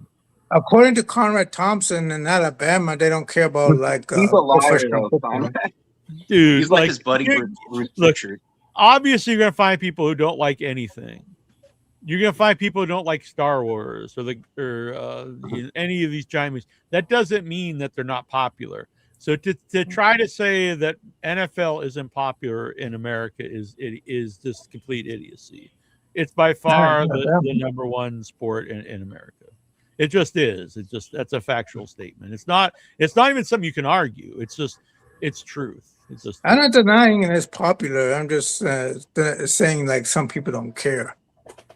In some states, some people they don't have a professional some team. People don't care about some people aren't on the internet. That doesn't mean that the internet doesn't exist. New Mexico doesn't have a professional football team. That's not the United States. Something cool about Mexico is that wrestling is like football in Mexico. Wrestling's a huge part of the culture in Mexico. Pretty soon. It's really popular, which I think is cool.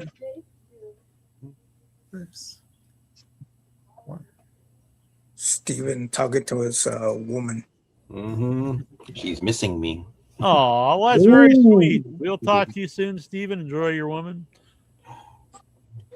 Good night, Steven. No, I'm gonna hang around for a little bit. Okay. My girl's also from Canada originally. Oh, really? Sundays are 3-month anniversary.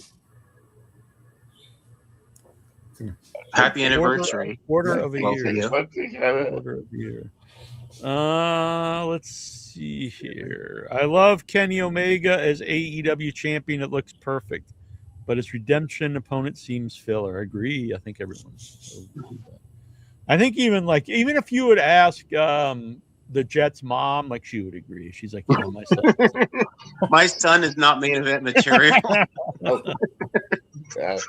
I looked at him when he was born, and I said, "Guy will never be in the main event." Vince McMahon should never come back. I think I should just say I agree. I agree.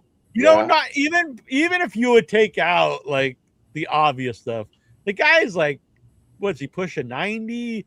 And like the last like 10 years he ran WWE was like the shits. Like it drove me away as a lifelong fan. So I can't really think of any reason you'd want the guy back. It'd be good for AEW, I guess. I thought you meant Vince coming into AEW. I was like, oh shit. No, I mean it'd help AEW. Imagine that Forbidden Door. If you did the Forbidden Door and it's Vince and Vince and Shane walk in, that would be. You were off by the death 10 of years, AEW. years of age. The main event's like a poop on your head on a pole match.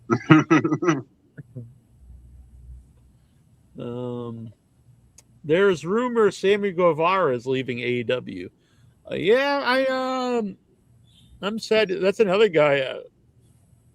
Always was super over, really good, and I don't know if he's his own worst enemy or not. But he's Ring of Honor is basically like Siberia in AEW. You get sent off to Ring of Honor, and then you're never heard of it from again. They should just turn it into AEW Dark.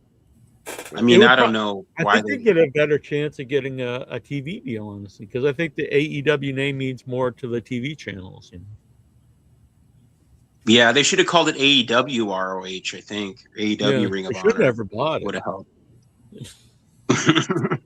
Worthless.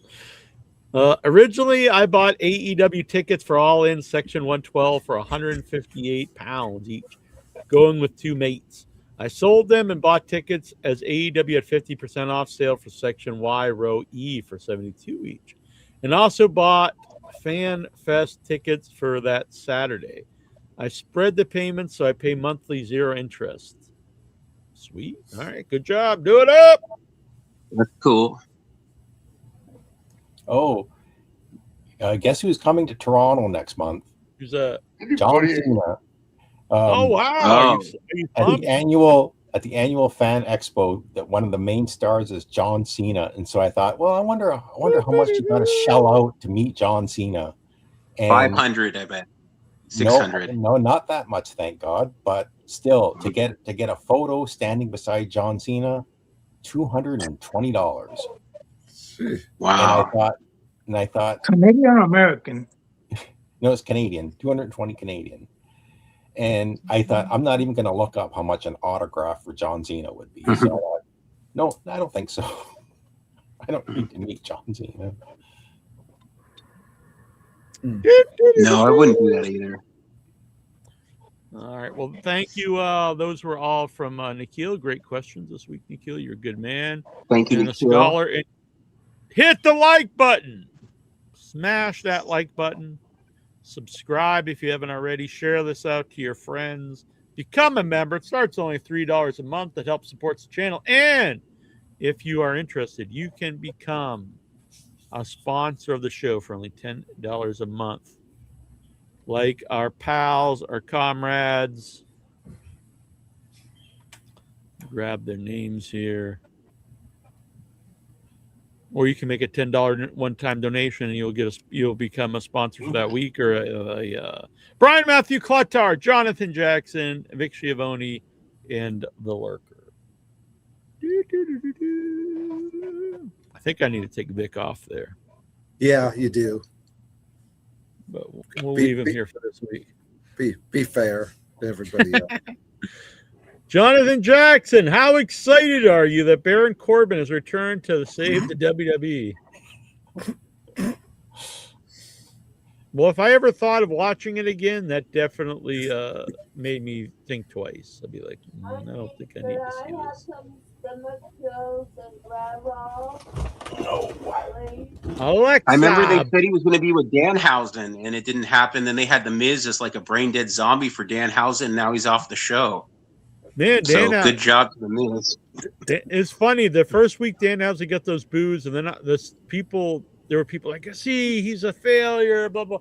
And now, like, he's just all over the show. Like, he is like the main guy in the show, isn't he? Just like, I mean, at SummerSlam, he's taken on Dom. Like, he is. I didn't. What did Dom do to deserve that? Yeah, the problem with Danhausen is I'm not a fan, honestly. But he's super over. I can't deny that. I think it would be foolish not to use him. He sells a lot of merchandise. But unlike some other comedy guys, where Santino was a good wrestler, you could actually do matches with him. You can with R-Truth. Danhausen sucks in the rings. You really can't. R-Truth, I was a huge fan. He NWA champion, great wrestler, great talker. I loved Ron the Truth Killings. He was great. And his character is like Fantasyland stuff, so it's really hard to do. It's kind of, I know people say that about Orange Cassidy, but it's not true. Like he's actually a great in-ring wrestler, and any of the comedy stuff he does is like mind games to get into the people's heads. Like people aren't actually selling like the weak kicks, you know what I mean?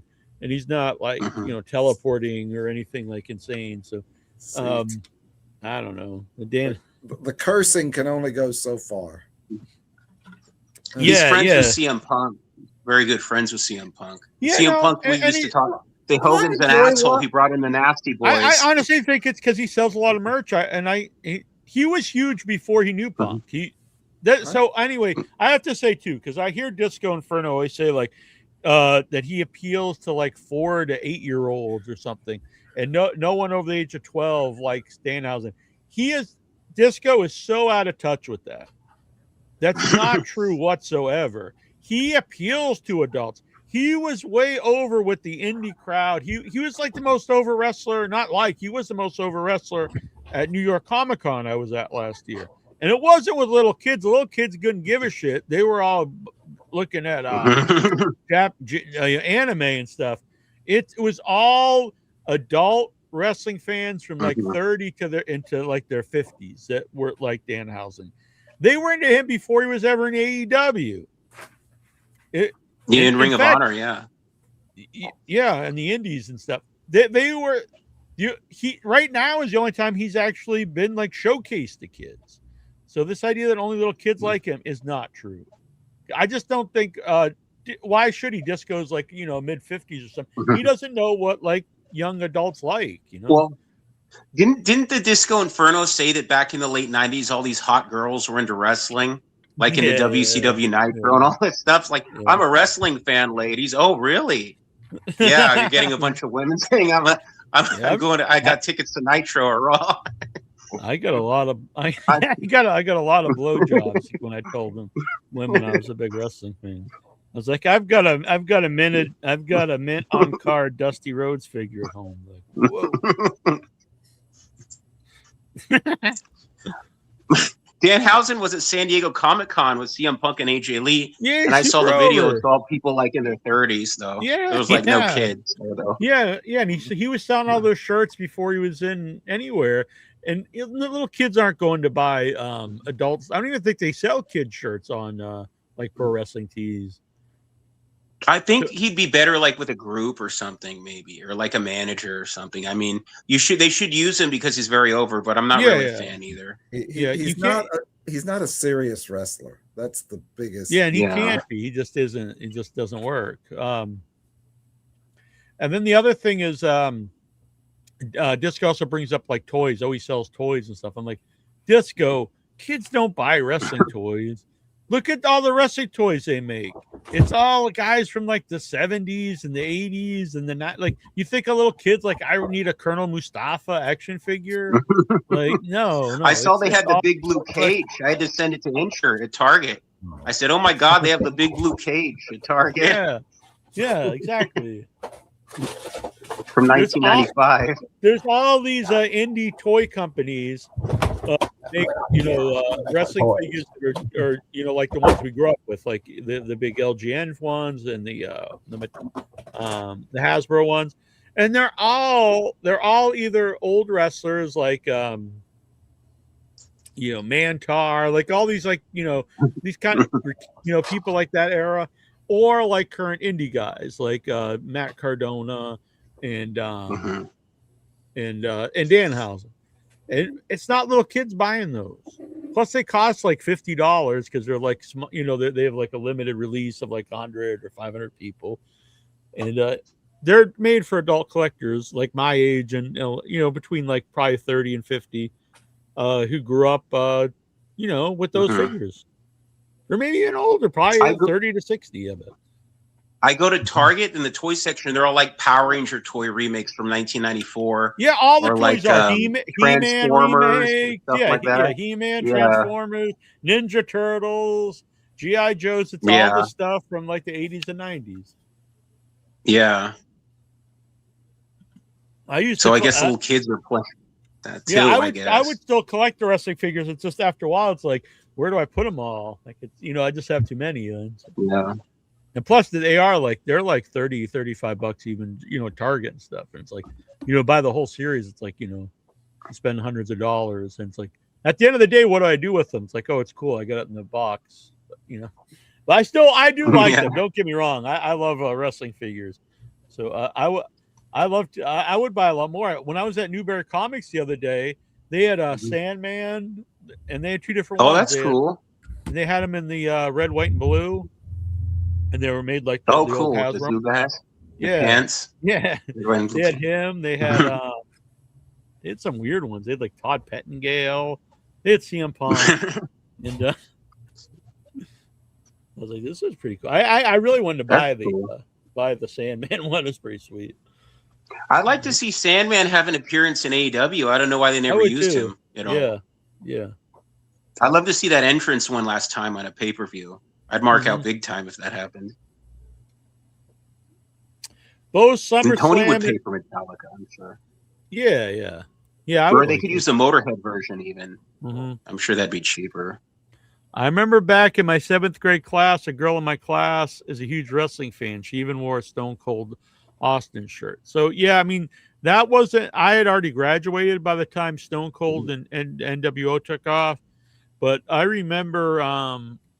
being in my early 20s and seeing like people with Austin and NWO shirts and just thinking, wow, a few years ago, like people thought I was a complete loser wearing a wrestling shirt. Disco Inferno was making it sound though like all these hot girls were into wrestling fans, which wasn't reality. They were all plants. Like they were it's out there that I mean they might have been into like the wrestlers, like ring rats and stuff. But Bischoff would plan hot women in the front row. Yeah. They weren't like, oh, you have a front row ticket to Nitro? Oh my God, here's my number. And yeah, ring rats. And part of that is at that time they were TV stars making a lot of money. So yeah, hot women. Yeah. Hot women want a TV star, a rich TV star. How about that? That's really unusual. Yeah. I wonder if he's in the WWE payroll because I know Conan was saying AEW sucks and kissing ass to WWE, which I thought was so weird, and then it came out that he was working for them. Yeah. I guess if AAA starts having an Invisible Man and Alien Invasion and all that stuff, and building the Evil Architect, then you'll know he's working for him. He's he's in a lot of those conspiracy theories too. And I just they stole his Invisible Man idea. GCW stole his idea. Yeah. I'm into it. I feel bad for Sandman. What the hell kind of retirement match is that? Like a 35-year career and his last match is with the Invisible Man. Well, at least he didn't fight Joey Janela and die, I guess. So. Oh, yeah. Poor Sabu. I would have loved to see Sabu be on AEW, even though he was on drugs. Yeah. But all those ECW guys were. So. Yeah, I'm a huge ECW guy. That was my era of wrestling. I saw his tombstone was very cool. The two companies that really stand out for me. Oh, it said XPW champion, which I was surprised by. That's a very nice tombstone he has. Yeah. 80s NWA was like really huge for me. Honestly, I like even though it's like a down period, I like the early 2000s. I mean, the early 90s WCW too.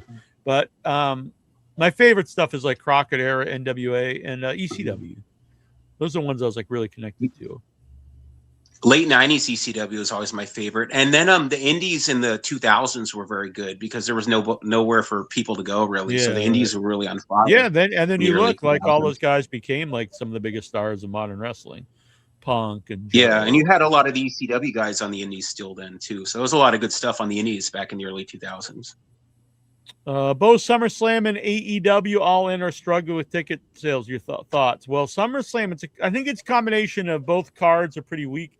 And WWE's prices are so insane that I mean, I've been calling it for the last couple of years. Eventually, I was going to hurt them because when it's super hot, it's one thing, but it's not going to be hot forever. And then if it's not that hot, who wants to pay, like a fortune for like any ticket? Never mind front row.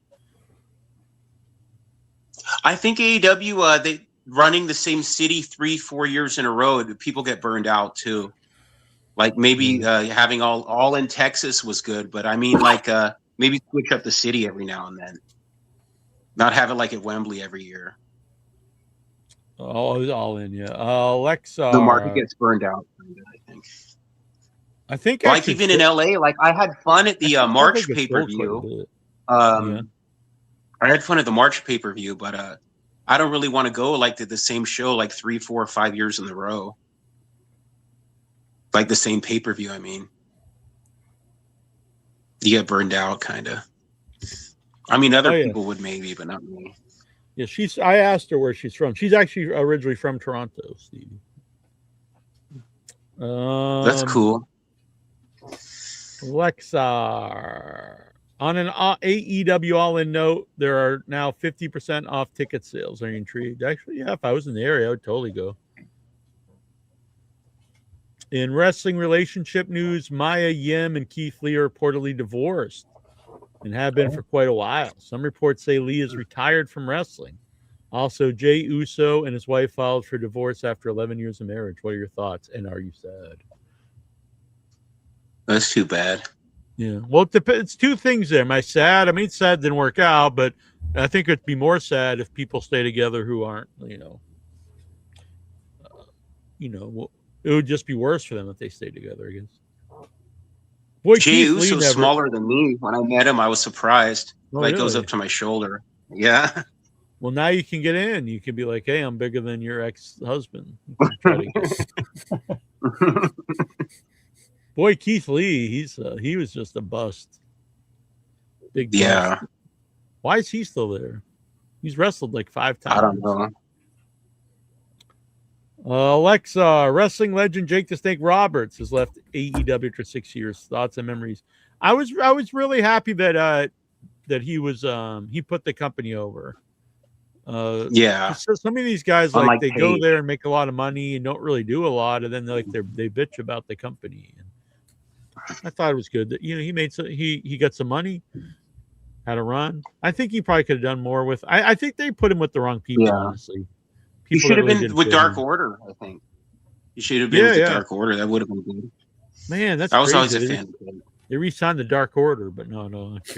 But not Jake, yeah. Maybe he could be an agent or something. He has such a good mind for wrestling. Oh, yeah. Imagine if the Dark Order went to... Are they afraid that WWE would sign the Dark Order? They need Evil Uno in WWE. I'll be honest, Evil Uno is a good talker. I think you could do something with him as a manager. Yeah. I don't know. If you re-sign the guy, at least, I don't know. What are they? Are they like, do they work in catering or like are they the ring crew maybe? Setting up the ring? I don't know. That'd be cool if you went to catering and like Evil Uno's like the lunch lady. He's got the mask on. He's making you a sloppy Joe or something. He's got a sloppy Joe for you.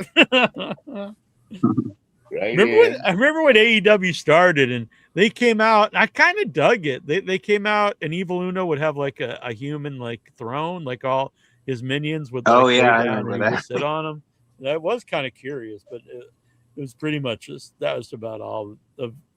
I do remember one of the guys was punching Dustin Rhodes and he was like 20 inches away from his face. Yeah.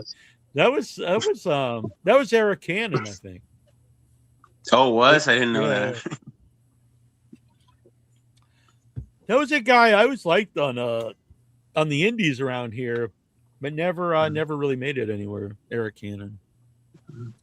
He was, he tagged with all those guys from that era. Like he was around with Brody Lee and stuff. Okay. Cool. Former WWE superstar Braun Strowman had his first match back after being released from WWE in 2025. What are your thoughts? Who's he wrestling for? He has a food show after SmackDown. Yeah, I was emailed about it. They emailed me with Without Your Head, and I was like, "Can I get him on the show?" And they tried to set it up, and never happened. Oh, that's too bad. He gets to use his name, I guess, because of that show, because it's after SmackDown. Otherwise, he'd be Adam Shriver or whatever his name is. I always thought he's pretty good. I don't know, but the thing is, like, then they started to hire some guys that were bigger than him, and then it's like he's no longer the giant at that point. You know what I mean? Mm-hmm. But he had more presence than a lot of those guys. Who's that real tall guy? It really sucked. Used to tag with AJ Styles. Almost. Yeah. He's still there, I think. He's not on TV. Tall, but... Yeah, doesn't he wrestle in Mexico? Maybe he's in Mexico. Yeah. Oh, AAA. Mm-hmm. He's learning lucha. The high flyer. I think he's over there because like he's so much bigger than everybody, so it's kind of fun, I guess. In future wrestling event news, WWE announced that Survivor Series War Games will take place in Houston, Texas at Daikin Stadium. Also, AEW will have Full Gear moved west to Phoenix at the Mortgage Matchup Center. And finally, TNA is bringing back the all-steel cage pay-per-view Lockdown in China. Oh, boy. I'm pumped. I love it. I think we should do an In Your Head where we're all in a cage. That's how it should be. We had the first ever podcast in a steel cage. That'd be cool. And we all have to get color. WWE Hall of Famer Kevin Nash revealed that he shaved Scott Hall's back. Okay. His mom wouldn't do it. It's like probably a lot easier to. I would assume it's a lot easier to have your friend shave your back. Intra used to shave my ball sack. I don't know if you guys knew that. Buff Bagwell says his mom used to shave his balls. On the dark side of the ring. Imagine if that was the gist of the episode. Dark side of the ring. Then you know they really jumped the shark. If one of the episodes is just all about people shaving their balls.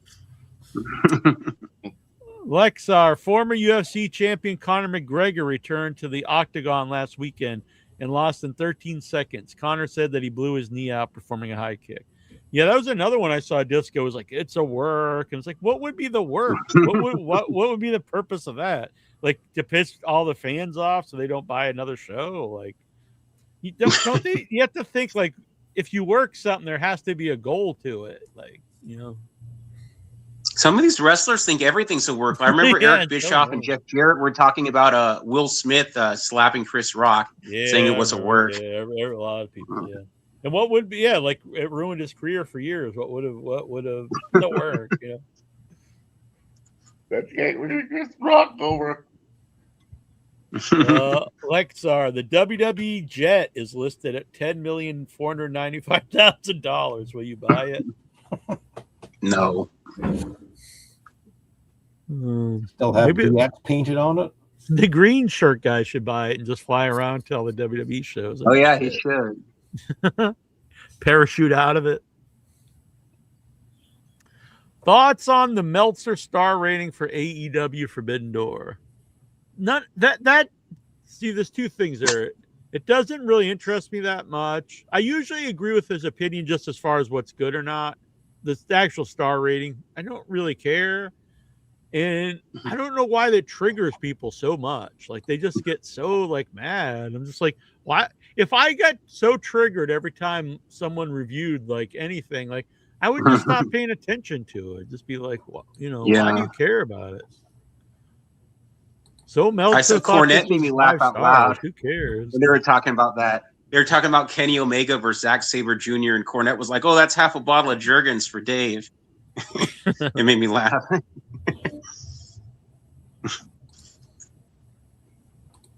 Yeah, I know. Who cares about the star ratings? Really, I don't care. Yeah. I mean, it's fine. Like it's fine, but like I don't know why anyone gets so upset about it. Like, it's funny to see Eric Bischoff get so upset. He like starts turning red in the face when Conrad talks about Dave Meltzer. Is like, yeah. It's funny. Like, Why do you care, Eric? You're not on the same level as David Alter. The thing I agree with, I think it's stupid once he broke 5 stars, and then now it's like 5 1/4 and 6, and that is stupid. But like, just as far as what he thinks is really good and stuff, I usually am in pretty much agreement. I'm in much more agreement with him than Cornette, because Cornette will think like anything that's got Omega and Will Ospreay is just a total shit, and it's like, dude, it's Cornette's he's forever stuck in 1975. Cornette. Combat Zone, and if it's a women's match, I ain't watching the girls. They review it and they don't know what they're talking about, which made me laugh. Like that All In Wembley when Paige won the championship and her and Tony Storm were fighting. He was like, Brian, why are they fighting? He's like, I don't know. I didn't watch it. Why are you reviewing it then for 10 minutes? You didn't even watch it. Combat Zone. What did he think they'd have a match and just stand there? Like, they wouldn't I fight guess. They play like Tiddlywinks or something to see who wins. What's up? Welcome back, Lexar. Yeah, the StreamYard's been acting up again. I think it's going to continually do this. I think it's you. It's you, Lexar. Everyone else is here fine. Yeah, it's just me on my phone. I'm sorry, Lexar. You seem so sad. You have to try to download the app sometime. There's an app for it. Maybe it'll work better for you. Okay, I'll check it out. StreamYard, it's right? Free. Yeah, StreamYard. It's free. So. Combat Zone Wrestling announced that Tournament of Death will be 2 days for the first time ever, just like WrestleMania, and have a field of 16 men. Among the wrestlers that entered are Alex Colon, Toby Klein, and current TNA star Bear Bronson. The event takes place at the Townsend, Delaware, September 5th and 6th. Are you intrigued? I haven't watched like a Tournament of Death in like decades, probably. I'm not against it. Maybe I've never seen one ever. Maybe we can get one of the contestants on the show. Bear Who would you Bronson? like? Is that the guy that like beat up his girlfriend? I think it was his tag partner. All right, that's all right then. I'm not getting like anybody like that much. But all right, yeah, all right. We'll look into it. Is Schlock on it? I'm not sure. Maybe. Are you going to be excited that Necro Butcher's coming on? Oh yeah, I heard about that on Facebook. Yeah, I'm excited. I used to meet him in XPW when he was when they had shows in Jersey. Mm-hmm. That's cool. And him and Jasmine Sinclair were in the souvenir booth, and they're talking about no. They're talking about how many potato chips are in a regular bag. Okay. You know something weird? Jasmine St. Clair and Shelly Martinez are really defending Vince on Twitter. Shelly saying, "Oh, that Janelle Grant's she's a stupid bitch. She's just a money-grubbing whore. She's after Vince's money." I was like, I thought Shelly Martinez really didn't like Vince in WWE. She didn't. Yeah. From what she says in interviews, it's very weird, strange to see her and Jasmine St. Clair defending Vince and bashing that Janelle Grant lady. At least that's what I think. Women don't stick up for each other, though. Don't worry.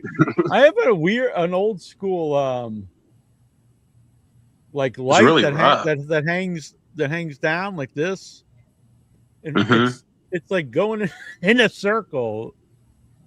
It's not on. Maybe you have mice. The spirits are in your basement. I mean, there's nothing there. Oh yeah. I'm very confused. Did we talk bad about a dead person? Well, we are actually. Me and my girlfriend Sunflower Dragon. We're doing a series in November. We're gonna start filming a web series. Spirits, are you there? And she's booked a bunch of hotels that are supposedly haunted. We're gonna stay at because neither of us are believers, and so we were like, "Ghost, now it's your time to prove yourself." So maybe they heard us mocking them and they're here trying to prove that they exist. So you're going to do the whoopie whoop in one of those hotels? And all of them, like so. Let's see here. But we're not going to film that, like so. What kind of show do you think it is? Unless we're too scared. One of them's the Lizzie Borden house. It's where Lizzie Borden killed her parents. Very romantic. Yeah, exactly. Where am I? Well, I know I'm here, but I'm gonna go check this. I'm very confused. I'll be right back. Talk to yourselves. Okay. You know what I think it is? I think it's my dehumidifiers on. I think it's blowing it around. But right back. Okay, so it's not a ghost then. Well, Steven, the Saturday night's main event, I thought that was decent, but I really hated the ending with those basketball players. I didn't even know who they were. With Roman and They're Seth. New York Knicks players. They're New York Knicks players. Yeah, one of them was from the Knicks. And then who was the other guy? Was Seth? What All team of was them he are from? the Knicks. Yeah, he was. They guy who's are. been on WWE before. Yeah, geez, I can't remember. I can't remember the guy's name, but yeah, I liked it. I mean, I was able to watch it on my new computer, so I think this is an HD monitor because the screen is so much better. It's the best quality screen, so it's great when I'm watching. Well, that's cool. Great when I'm watching Raw, AEW. Even watch some TNA and you watch the Righteous Deletion. Like, oh yeah, I saw that. It's kind of sad watching Matt and Jeff Hardy.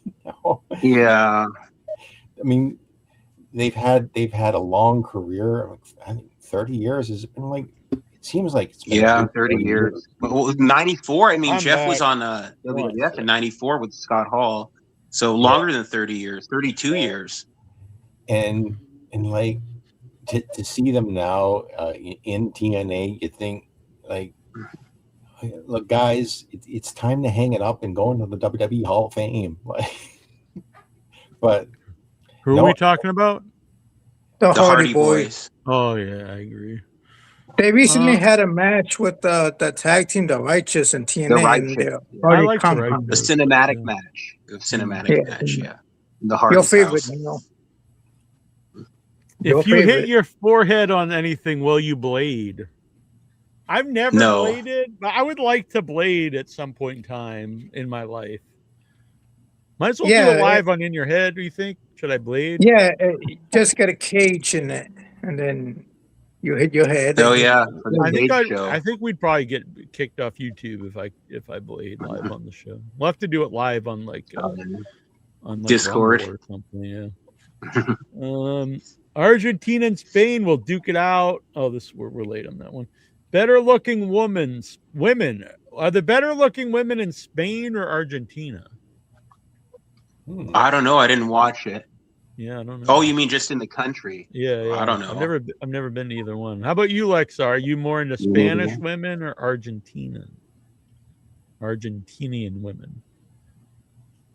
I like all the girls, all the Latinas. Worst soccer including chant. Brazil. I don't know. I have no idea I have no idea about any soccer chants. So. I get annoyed when they do this rowing boat motion and they go, huh, all the time. I hate that. They're like rowing boat and they're not even actually rowing a boat. They're doing it gently down the stream. Merry, merry, merry, merry, life is but a dream. Is that a soccer chant? Which wrestlers past or present have the best looking beard? Wow. Oh. Who's that guy kicked the baby? He's got like a pretty crazy. Oh, Snitsky. Jim Snitsky. Yeah, his beard's pretty amazing right now. And then Lita later said, the thank Boogie you for Woogie killing my Man. baby. Oh, Jimmy Valiant. Yeah. Yeah, Jimmy Valiant. You got to go Boogie Woogie Man. Bray Wyatt. Bray Wyatt had a nice beard. Odie Lee. was it? I think it was Paul Jones and the Assassins attacked Jimmy Valiant and cut off his beard. Yeah. Yeah. Then he grew it back. I think he lost his beard a few times, and I think he grew it back fairly quick. You think that would take years? And my birthday, it's my birthday this Tuesday. Can the Headyverse Venmo or cash at me $2,000? Whoa! So I can go to the strip club. Damn! Wow! I want to make it rain. Can't you just buy like a prostitute for a lot cheaper? Yeah, I could have went to Saturday Night's Main Event last week. Yeah, you would have just as hard in your pants for that, probably. How often have you I went to in your Saturday Night's pants Main at the Event strip and the club? strip club. Right, it's true. I think just one time after a lap dance, but that's it. Do you feel cheated if you don't?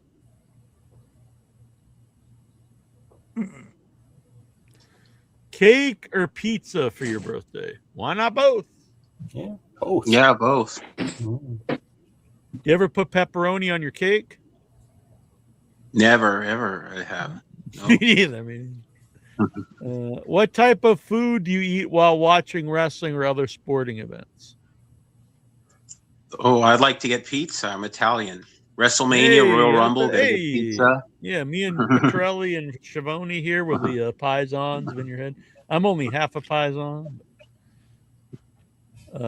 How did Nikhil feel when Team Argentina scored 2 straight goals in the final 20 minutes of the match, eliminating England from the World Cup? I was devastated, says Nikhil. We all were with your celebration until they scored. How much Jonathan Jackson? How much popcorn have you consumed in the last? So the story is, I was telling Sunflower Dragon that for years I couldn't eat popcorn because I had diverticulitis. And then my doctor told me that's like old school thinking and all the new, it's outdated thinking. She said all the current like study shows it doesn't have any effect. So the first time I had popcorn after years of not having it, I was like, whoa, is this good? And so the next day I went out on my deck, and here she sent me a new popcorn maker. And so, and popcorn kernels and seasoning for it. And so, yeah, I've been eating popcorn almost every night. And popcorn is very healthy as long as you know. So I've been putting. That's not healthy though. Well. So what I do is I make popcorn. I don't put melted butter or anything. Popcorn, different seasoning, and I use nutritional yeast, which sounds weird, but nutritional yeast has a lot of protein in it, and it naturally tastes like cheese. So. That's cool. You can also use. It's also vegan. I used to eat it as a kid. Then I saw on the news they said like the butter popcorn is like the same calories as like 5 Big Macs. I was like, I should be eating that then. Damn. Man. Lexar, it's been confirmed that Shakira, Coldplay, Post Malone, Drake, and BTS will perform the halftime show in the World Cup finals. Are you intrigued? Nope. Was it a good time? Did you watch it, Lexar?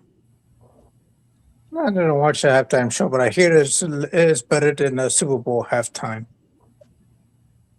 So I saw on the news on Fox. I remember Shakira and Jennifer Lopez had some halftime show at the Super Bowl, and some hillbilly sued the NFL because he said that, something's happening in my pants. This isn't. It's like you made him horny watching Shakira, so he sued the NFL, which made me laugh. Ryan Matthew Cluttar. We have acquired a new creature. What wrestling or Headyverse name should we give her? So you got a new dog. Let's pull her up here. Wants to know what should he name the dog, and it should be Headyverse or wrestling related. So, let's see here. What kind of dog is it? I think you should name it William Morey. Or how about name it the Lurker? Name it the Lurker because it has the Lurker eyes. Not like it. Instead of Bound for Glory, you should name the dog Hound for Glory. Oh yeah, that's a good one. Bound for Glory. What do you, Lexar? Turn off your TV. It's not me. It's outside. They're playing like loud music outside, and their car stereos. Those damn neighbors. You this time. Hood. And he also wants to know, what would we rank this? Would you put this Bride of Frankenstein over your toilet? Oh, it's Frankenstein? Yeah. Oh, okay. It's a clean toilet, though. A house I stayed at last year when I was at Buried Alive Film Festival, I stayed with the woman who ran the show, and in my bathroom, behind the they had like a bookshelf behind the toilet, and it had Dracula and Frankenstein actually sitting on toilets next to each other, like reading the newspaper. Lexar, what are your thoughts on people that are serving multiple years sentences in prison and have their birthday spent in prison? What the fuck? Are you going to prison? No, but I always thought about it. You thought like you just want to go to prison? No, these people are serving sentences in prison. How do they like celebrate the birthdays and not only the birthday, but the holidays? Instead of blowing out a candle, they're blowing their cellmate. I can hear you. My StreamYard's acting up. So Lexar, so yes. Would you enjoy your birthday in prison? No. Do you think you could get a good lap dance in prison? Maybe from a female strip bodyguard. I think you were right on the first. Female. I can hear you. Jonathan Jackson, who in the Headyverse do you think would make a great slap fighter?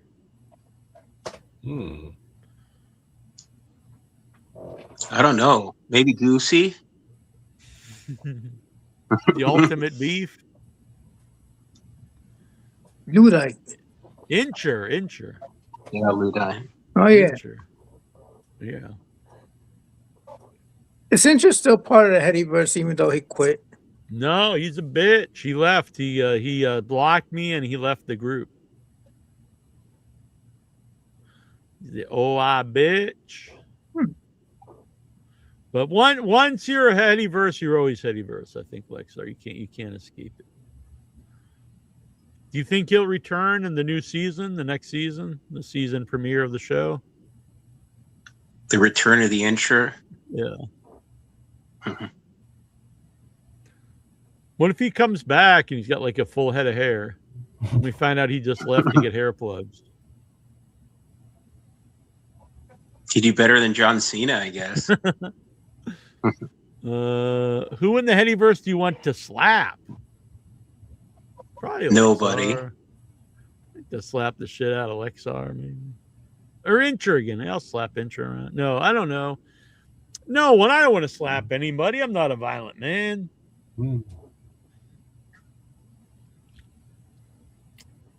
Brian Matthew Clutter, is Lexar about to spend multiple birthdays in prison?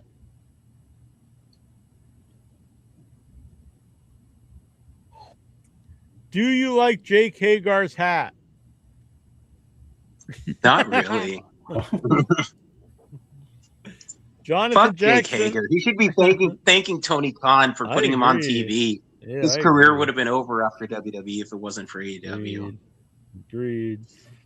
The ungrateful bitch. Hope he gets knocked out again. Is the final ride over? No, bitch. Not yet. We just began. Unless you want it to be over. No, we got some guests lined up. We'll start getting them on here. I'd like to have guests on regularly. I'm going to read that. It's the Total Nonstop Agony. I like the title. That is good. Yeah, I gotta work on. I'd like to get guests on regularly again. I think that'd be good. At least twice a month or so. I gotta stay on top. People like want to come on, but then it's hard to get them booked, like actual times. Figure out. So let's see. What's the pay per view this weekend? AEW what? Redemption in Montreal. Yes, La Belle Provence de Quebec, Montreal. Okay, I'm gonna pull up the card here. Let's see what's on this show. We have Tekla versus Willow Nightingale for the women's title. So that's a fine match. I've seen Willow go for the belt so many times, but I definitely want Tekla to win. Tekla. Tekla. Mark Davis defending the AEW National Championship versus Andrade.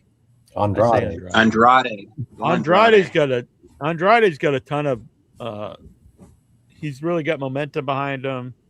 Mm-hmm. Mark Davis is, Mark Davis, I give him credit. He's a lot better than he used to be. Why is this in the middle of the show? Kenny Omega defending the title versus Kevin Knight. I mean, he isn't main event material. He's in the middle of the show. Yeah, geez, it's like the third match on the show. Omega. Kenny Omega. Yeah. I'd just be shocked. Not even just shocked in a good way. Just like, what the hell you guys think? He's just like, I don't want to watch this anymore. Yeah. The Painmaker, Jericho versus Tommaso Ciampa, and no holds barred match. That'll be fun. That should be a good match. That should be a great match. Mm-hmm. I like Jericho. I'm going to go with Jericho. I like Jericho too. Yeah. Chris Jericho. Kyle Fletcher defending the International Championship. You get too many belts, guys. Versus Bandito. Fletcher. That's a problem with some of these. It's like, it's like, there's no way some of these dudes. Cage and Cope versus the Death Riders, Claudio and Pac for the tag belts. Like, that's a really good. That should be really good, actually. Yeah, I went Cage and Cope. That's a really good match. Yeah. Cage and Cope. Moxley and Will Ospreay versus the Young Bucks. Huh, that's cool. That's weird. Yeah. A weird match. I think a Moxley and Ospreay will win just because Ospreay is going to be in the main event in the next pay-per-view in August. I say the Bucks win. Moxley will pin. Yeah, don't assume. I think the Bucks are going to take it too. Sheeta versus Maya World for the TBS Championship. Sheeta. Sheeta. Jack Perry versus the Beast Mortos versus Commander versus Speedball Mike Bailey versus Nick Wayne versus El Clone in a 6-way ladder match to determine the number one contender for the AEW International Championship.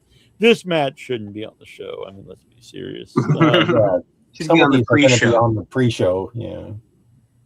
I want the Beast Mortos to win. I'm a big fan. Or Nick Wayne. I think there's something there with Nick Wayne because he's kind of like Dom and a guy like you really just want to see get like beat up. Yeah, I didn't even know he was around anymore. He's been in Ring of Honor, I think, and he was in New Japan, I guess, in their tournament. Then we've got. Are they main eventing with Willow? They must be main event Willow and Tekla. I like Tekla, but I don't know about that. Bang Bang Gang. Jay White and Juice Robinson versus the Dogs in a double chain tag team match. The Bang. Is that like a dog collar match?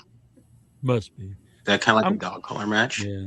I say Bang Bang Gang. I think they were already kind of wasting Jay White. Like he came back super over. Then he had like this 25-minute match with Clark Connor or whatever, and it's like, God, like nothing against. So it's Clark Jay White Connor. and Juice Robinson. Yeah. Yeah, Bang Bang. Okay, I'd say them. Yeah, I agree. Bang Bang Gang. Yeah. Versus David Finley and Clark Connors, the Twink. All right.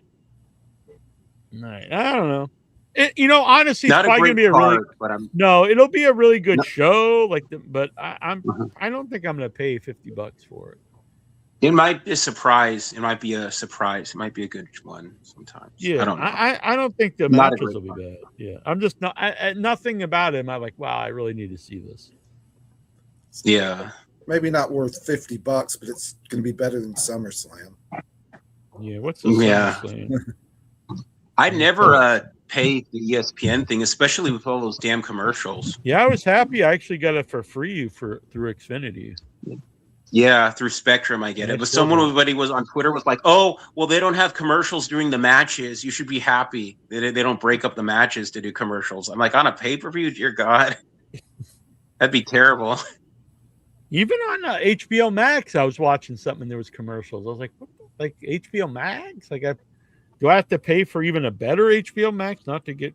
Yeah, you do. The nickel and dime everything. Fatal Influence. But they don't do that on AEW pay-per-views, though. No, yeah. It really hurts the flow when I watch those WWE shows. It's just nonstop. Oh yeah, it kills it. They're like 20 minutes. Sometimes the commercials go on for like forever. Every single match, especially like WrestleMania. Yeah. SummerSlam. We have Fatal Influence, JC Jane and Fallon Henley, and Laney Reed versus the Bella Twins and Paige. Bella Twins. Oh God. I guess Nikki Bella's going to be back. I guess I'll go with the Fatal Influence. I don't know who they are, but I can't root for the Bella. I go with the Bella Twins and Paige just because I know who they are. The singles match to determine the number one contender for the Undisputed Championship. Sami Zayn versus Finn Balor, Damian Priest, Royce Keys, or Trick Williams. I don't know. I'll go with Sami Zayn, I guess. Singles match winner keeps $100,000 Danhausen stole from the Judgment Day. Danhausen versus Dominic Mysterio. Damn. I think Danhausen will win. Probably. Gunther versus Nick Aldis. Gunther.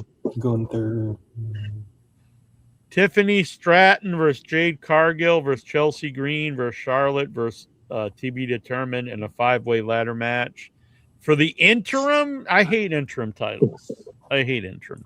So, yeah, Rhea Ripley must be legit injured, and so she can't defend her belt. Just strip her of the belt.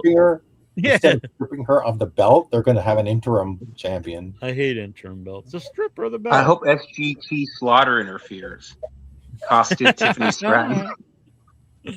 I don't know. Who I guess I'm going to go with Charlotte. I know a lot of people hate her, but I like Charlotte. I don't care. 6-man tag team match. LA Knight, Solo Sikoa, and Royce Keys. What a weird team. What the fuck? LA Knight, Solo Sikoa, and Royce Keys? Versus the Bloodline. Jacob Fatu, Jey Uso, and Jimmy Uso. The Bloodline, I guess. What a weird match. Yeah. That's a Bloodline. That's a lot of weird matches. That's like a match on like those old WrestleManias and stuff from like 30 years ago where they just wanted to get like Billy Jack Haynes on the show, you know, like and just be like a random like 6-man tag. It's like Don Morocco and Billy Jack Haynes versus like the Barbarians. CM Punk versus Cody Rhodes for the undisputed title. Seems like CM Punk. I'm sticking Cody. Yeah, I agree. CM Punk for me. Penta versus Chad Gable for the IC title. That sounds good, actually. That sounds really good. Penta. I go with Penta. I like Penta. But Chad Gable's good too. Roman Reigns versus Seth Rollins for the heavyweight championship. Who cares? Is Roman's the champion? Yeah, I'll say Roman. Okay. I don't really need to see either guy's champ anymore, really, but I guess I'd say Roman Reigns. I prefer Seth Rollins because he doesn't take 20 minutes to walk to the ring. Like Roman does. Hell in the Cell, Oba Femi versus Brock Lesnar. Wow, that's the man that retired. You think Brock will retire again? Maybe he'll do it again. Can you imagine? That was the best That was the best moment of WrestleMania, that retirement, and then they just like threw it away. I don't get it. They're like, you Did they can't not know he was retire. going to do it? I probably, and then they're like, you think you can retire? No way. We have you under contract. I know you not retire really when we sold. say you retire. I'm just not really sold on Obafemi. I'm going to go with Brock Lesnar. Me neither. I'd go with Brock. I would say if they're going to go with him, they should push him to the moon. Do it. Don't wait and wait and wait. Yeah, exactly. They already have, I think.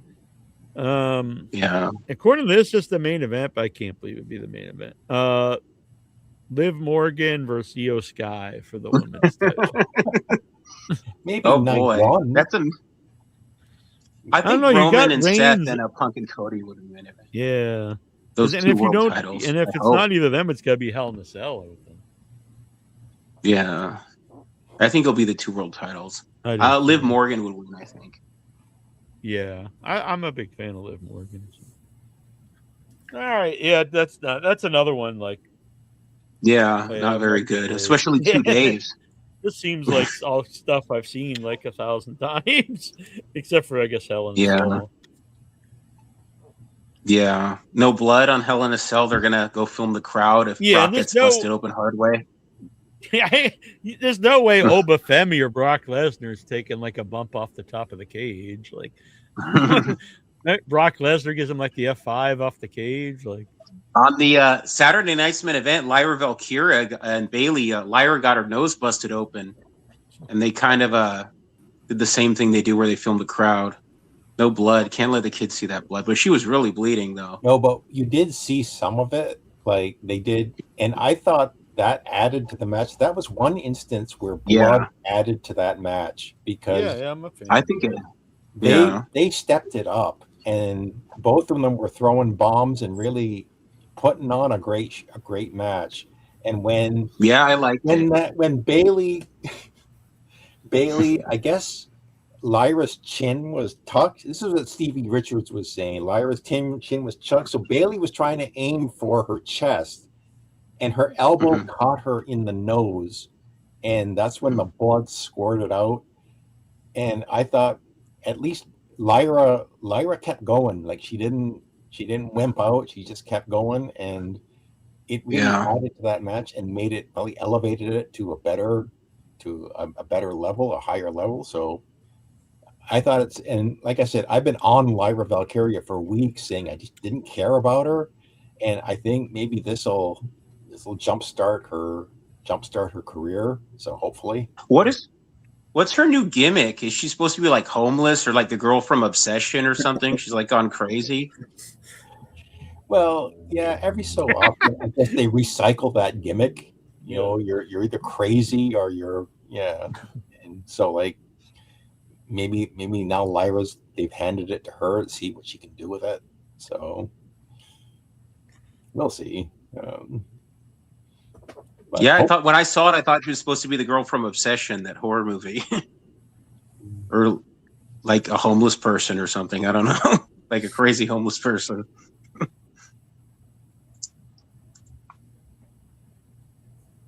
But yeah, Saturday night's main event was a decent show. I was surprised by it. The only thing I really didn't care for was the ending and then the Danhausen match in the middle.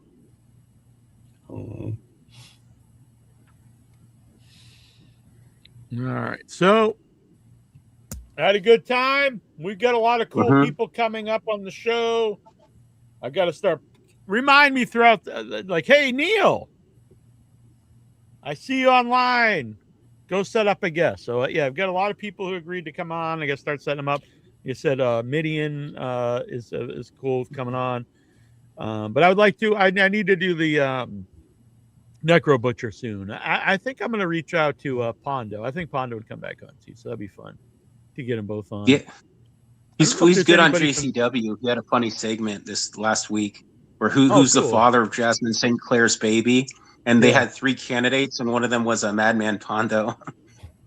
I don't know if there's anyone. It's pretty funny. Yeah, I don't know if there's anyone from the TNA one that I could get on. Jeff Jarrett replied to me, but I know he's like really busy with his own show, so. He's under contract with AEW too, but AEW is kind of cool. They're not like Ross Foreman. Like, I need to baseball cards. I had asked them for a guest not long ago, and they gave me info. I need to.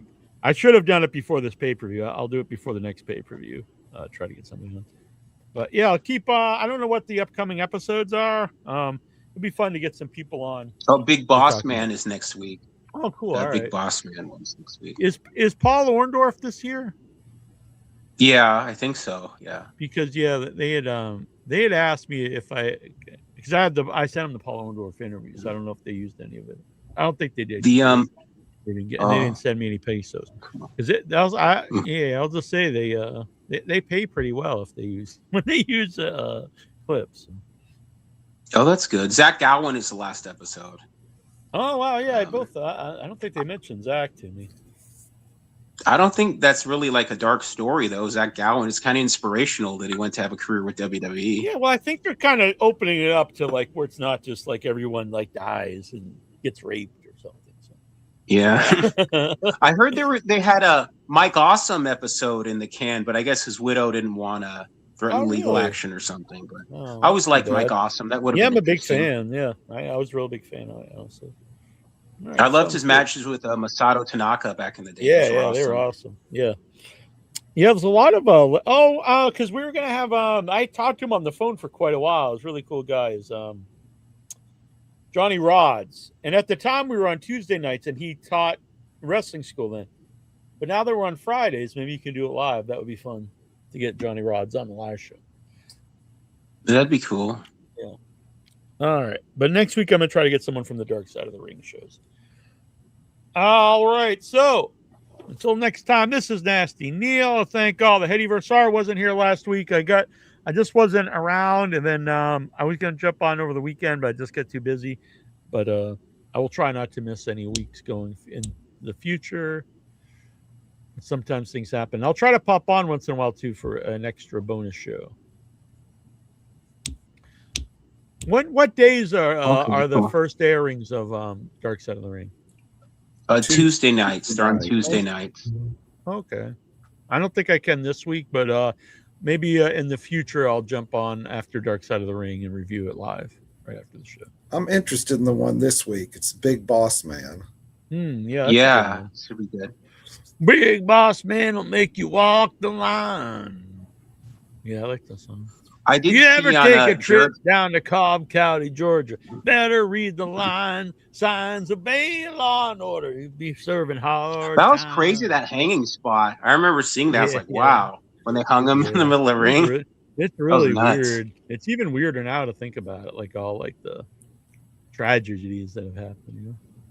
So, yeah. I was like, wow. You don't need that, I don't think. Any I saw parting Karen words? Jarrett was bashing Dixie Carter pretty good on Jarrett's podcast. She was saying that Dixie's evil and I'll hate that woman until the day I die. And I kind of like to see it. I like to see her bashing Rockhead Carter. I'm gonna ask Dixie right now live on the show. Let's say, Dixie, if you want to get your thoughts out there and your unbiased thoughts, where better to do it than here with the most honest man in all of podcasting? Then she'll say for $500 she'll do it. Oh, what happened here?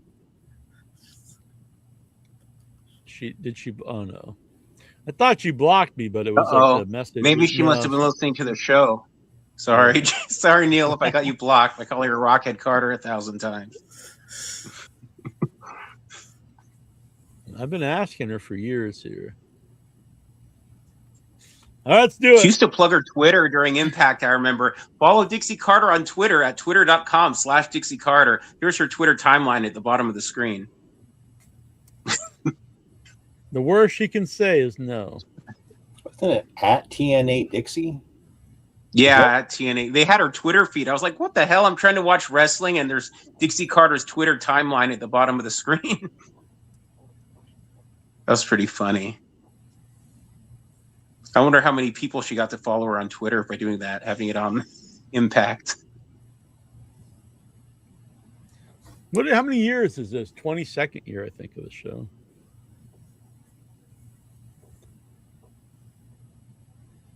We've always had nothing but good things to say about her. Yeah, I'll add that in. I'll tell her the truth. All right, we're asking her. Sending it now.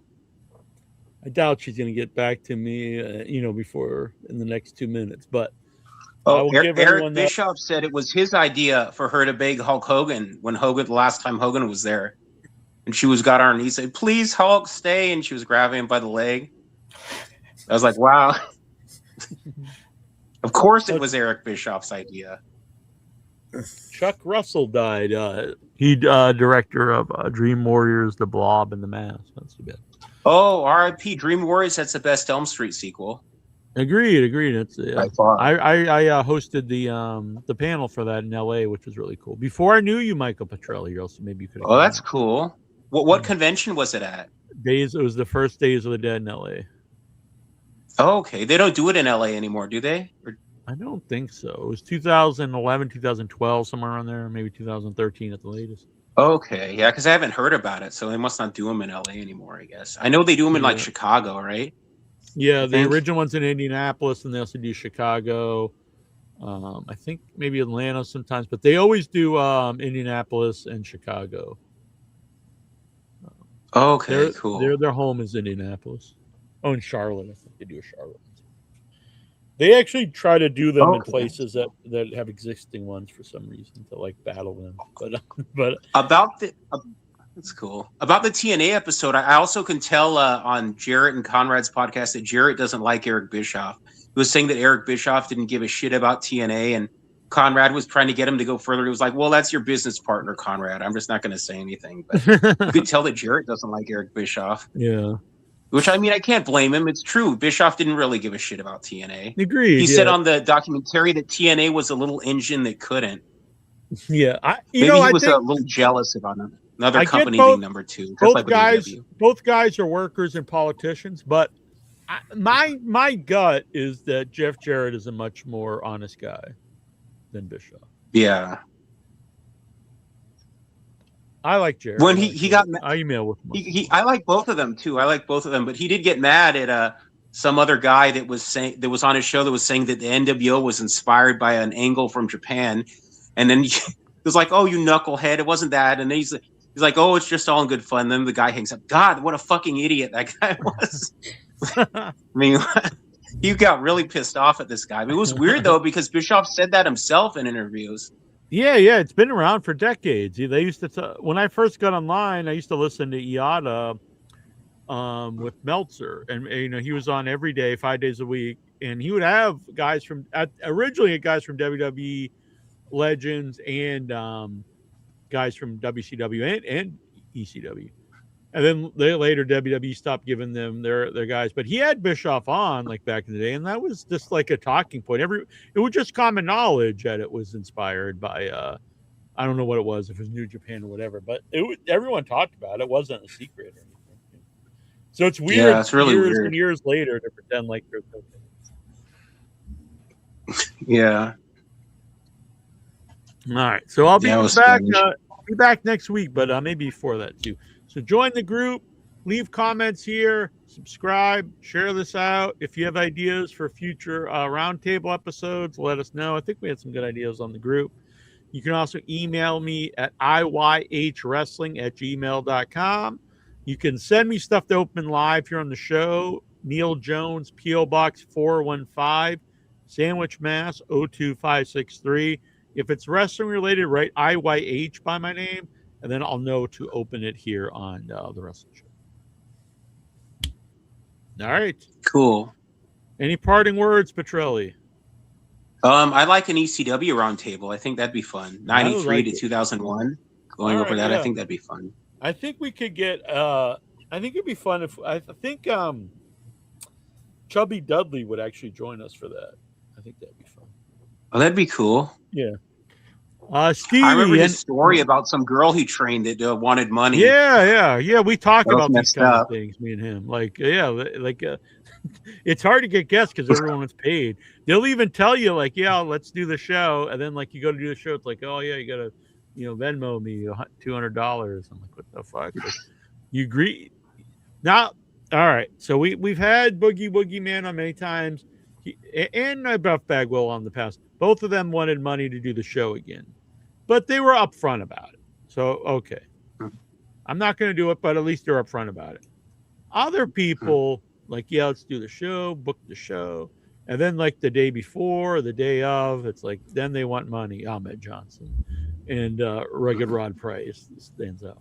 That's different to me. If you want paid to do the show, I'm not saying that's your right. You can do whatever you want, but you should be upfront about it. Not like at the last minute say, hey, by the way. I really doubt people are beating down the doors for some of those guys. Yeah, no offense, Rugged Rod Price, but like the idea of paying $200 for a Rugged Rod Price interview is, not really appealing to me.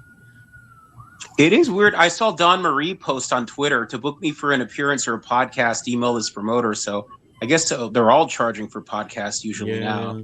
Yeah. Wrestlers definitely. Actually, so I co-host a Dabbleverse. Well, I do my own Dabbleverse show. We haven't done one for a little bit because my girlfriend's setting up she's building a whole studio, so we're gonna start streaming regularly. Dabbleverse Anonymous, but another guy that I stream with, Rob Saul, I'll actually be on there later tonight, and he was trying to get a band that he likes on, and they wanted $4,200 to do a podcast.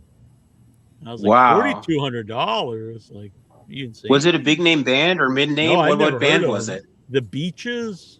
The Beaches. Oh, it was like an all women's band from Canada. They're gonna do a song while they're on the air or something. I don't know. They're all gonna have like sex with them while they're on there. I mean, I'm a sucker for the all-girl band, but that's reaching, right? Yeah. I don't think I can't imagine any podcast paying them that. I could see like $50. That's a lot. Even a few hundred maybe, but yeah, the Beaches. I'd never heard of them, but the Beaches. Huh. Stevie must know them. They're from Canada. Nope, never heard of them. Yeah, they're from Toronto. Sorry, they're the biggest. They want band $4,200 to be on a podcast. Wow, it's a lot. Toronto Stevie doesn't even know who they are. So you would say don't give them the 4,200 then, right? Yeah. Formed in Toronto in 2009. So they've been around a while. 17 years. Yeah, I could see like Gene Simmons asking for that for like 25 seconds or 30 seconds. The Beaches. Yeah, I don't know what are their big hit. I've never heard of them. Me neither. And did they have a big hit? Did they have a Billboard top? Blame Brett is the smash hit by the Canadian rock band The Beaches, released in September 2023 on their album Blame My Ex. The track went wildly viral across social media and topped the Billboard's Canada rock charts, eventually marking their first breakthrough charting single in the United States. The song serves. What record label was it? Who the hell knows?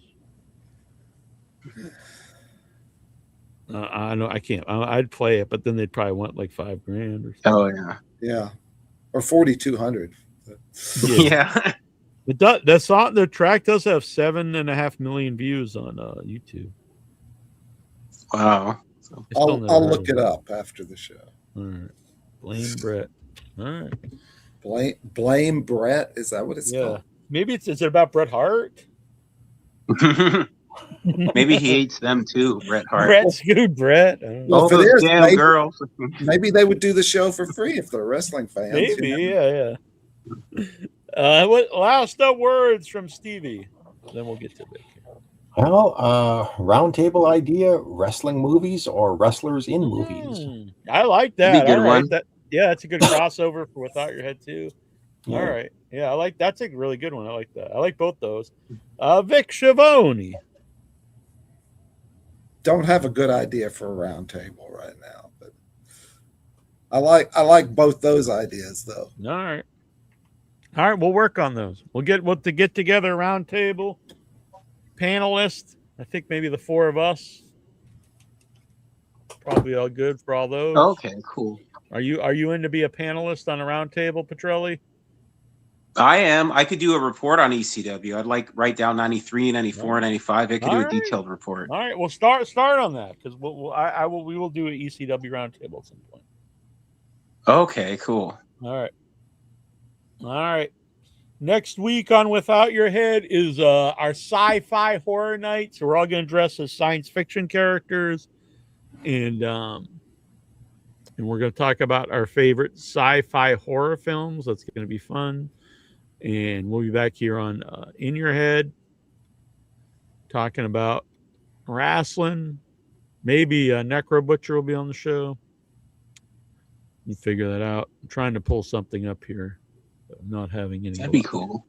Tara did great with her costume. I saw her video on Instagram. Yeah, that's what I was trying to load up here. It's not working though. Did I freeze? Why is this not working? No, I still hear you. Okay. You see me fine? Yeah. Oh, I can see you and hear you fine. All right, here we go. I'm going to pull up. We're going to play the video here in a moment. So yeah, it was Tara's idea to start doing the theme show. So we did the clown show, we've done a vampire show, serial killer show, zombie, really fun, zombie, and so this is her costume for the sci-fi. Greetings, carbon-based life forms. I am Vora. My people have intercepted your planet's transmissions. Your species produces strange visions. We find them delicious. On Without Your Head, Thursday, July 30th, transmit your favorite Earth videos. Resistance is futile. Oh. Damn, that was great. I like that. Yeah. So I don't think we can live up to that, but no. Is this good enough? Skeletor Petrelli, just a coronavirus mask. Yeah, that'll work. Yeah, we'll let you call in. Yeah. All right. Then you can paint the rest of your face silver or something. I was thinking about being a Jedi Knight. I need to find something. All right, yeah, it works. Like just an old brown robe or something. Yeah. All right. Well, we're gonna head out. Thanks, everybody. I got to get something to eat. It's after 10. I haven't eaten dinner yet, and I'll see you guys all soon. Thanks for hanging out. Thanks. Have a good week. Andre the Giant. Andre was big. Yeah. It was not small. No.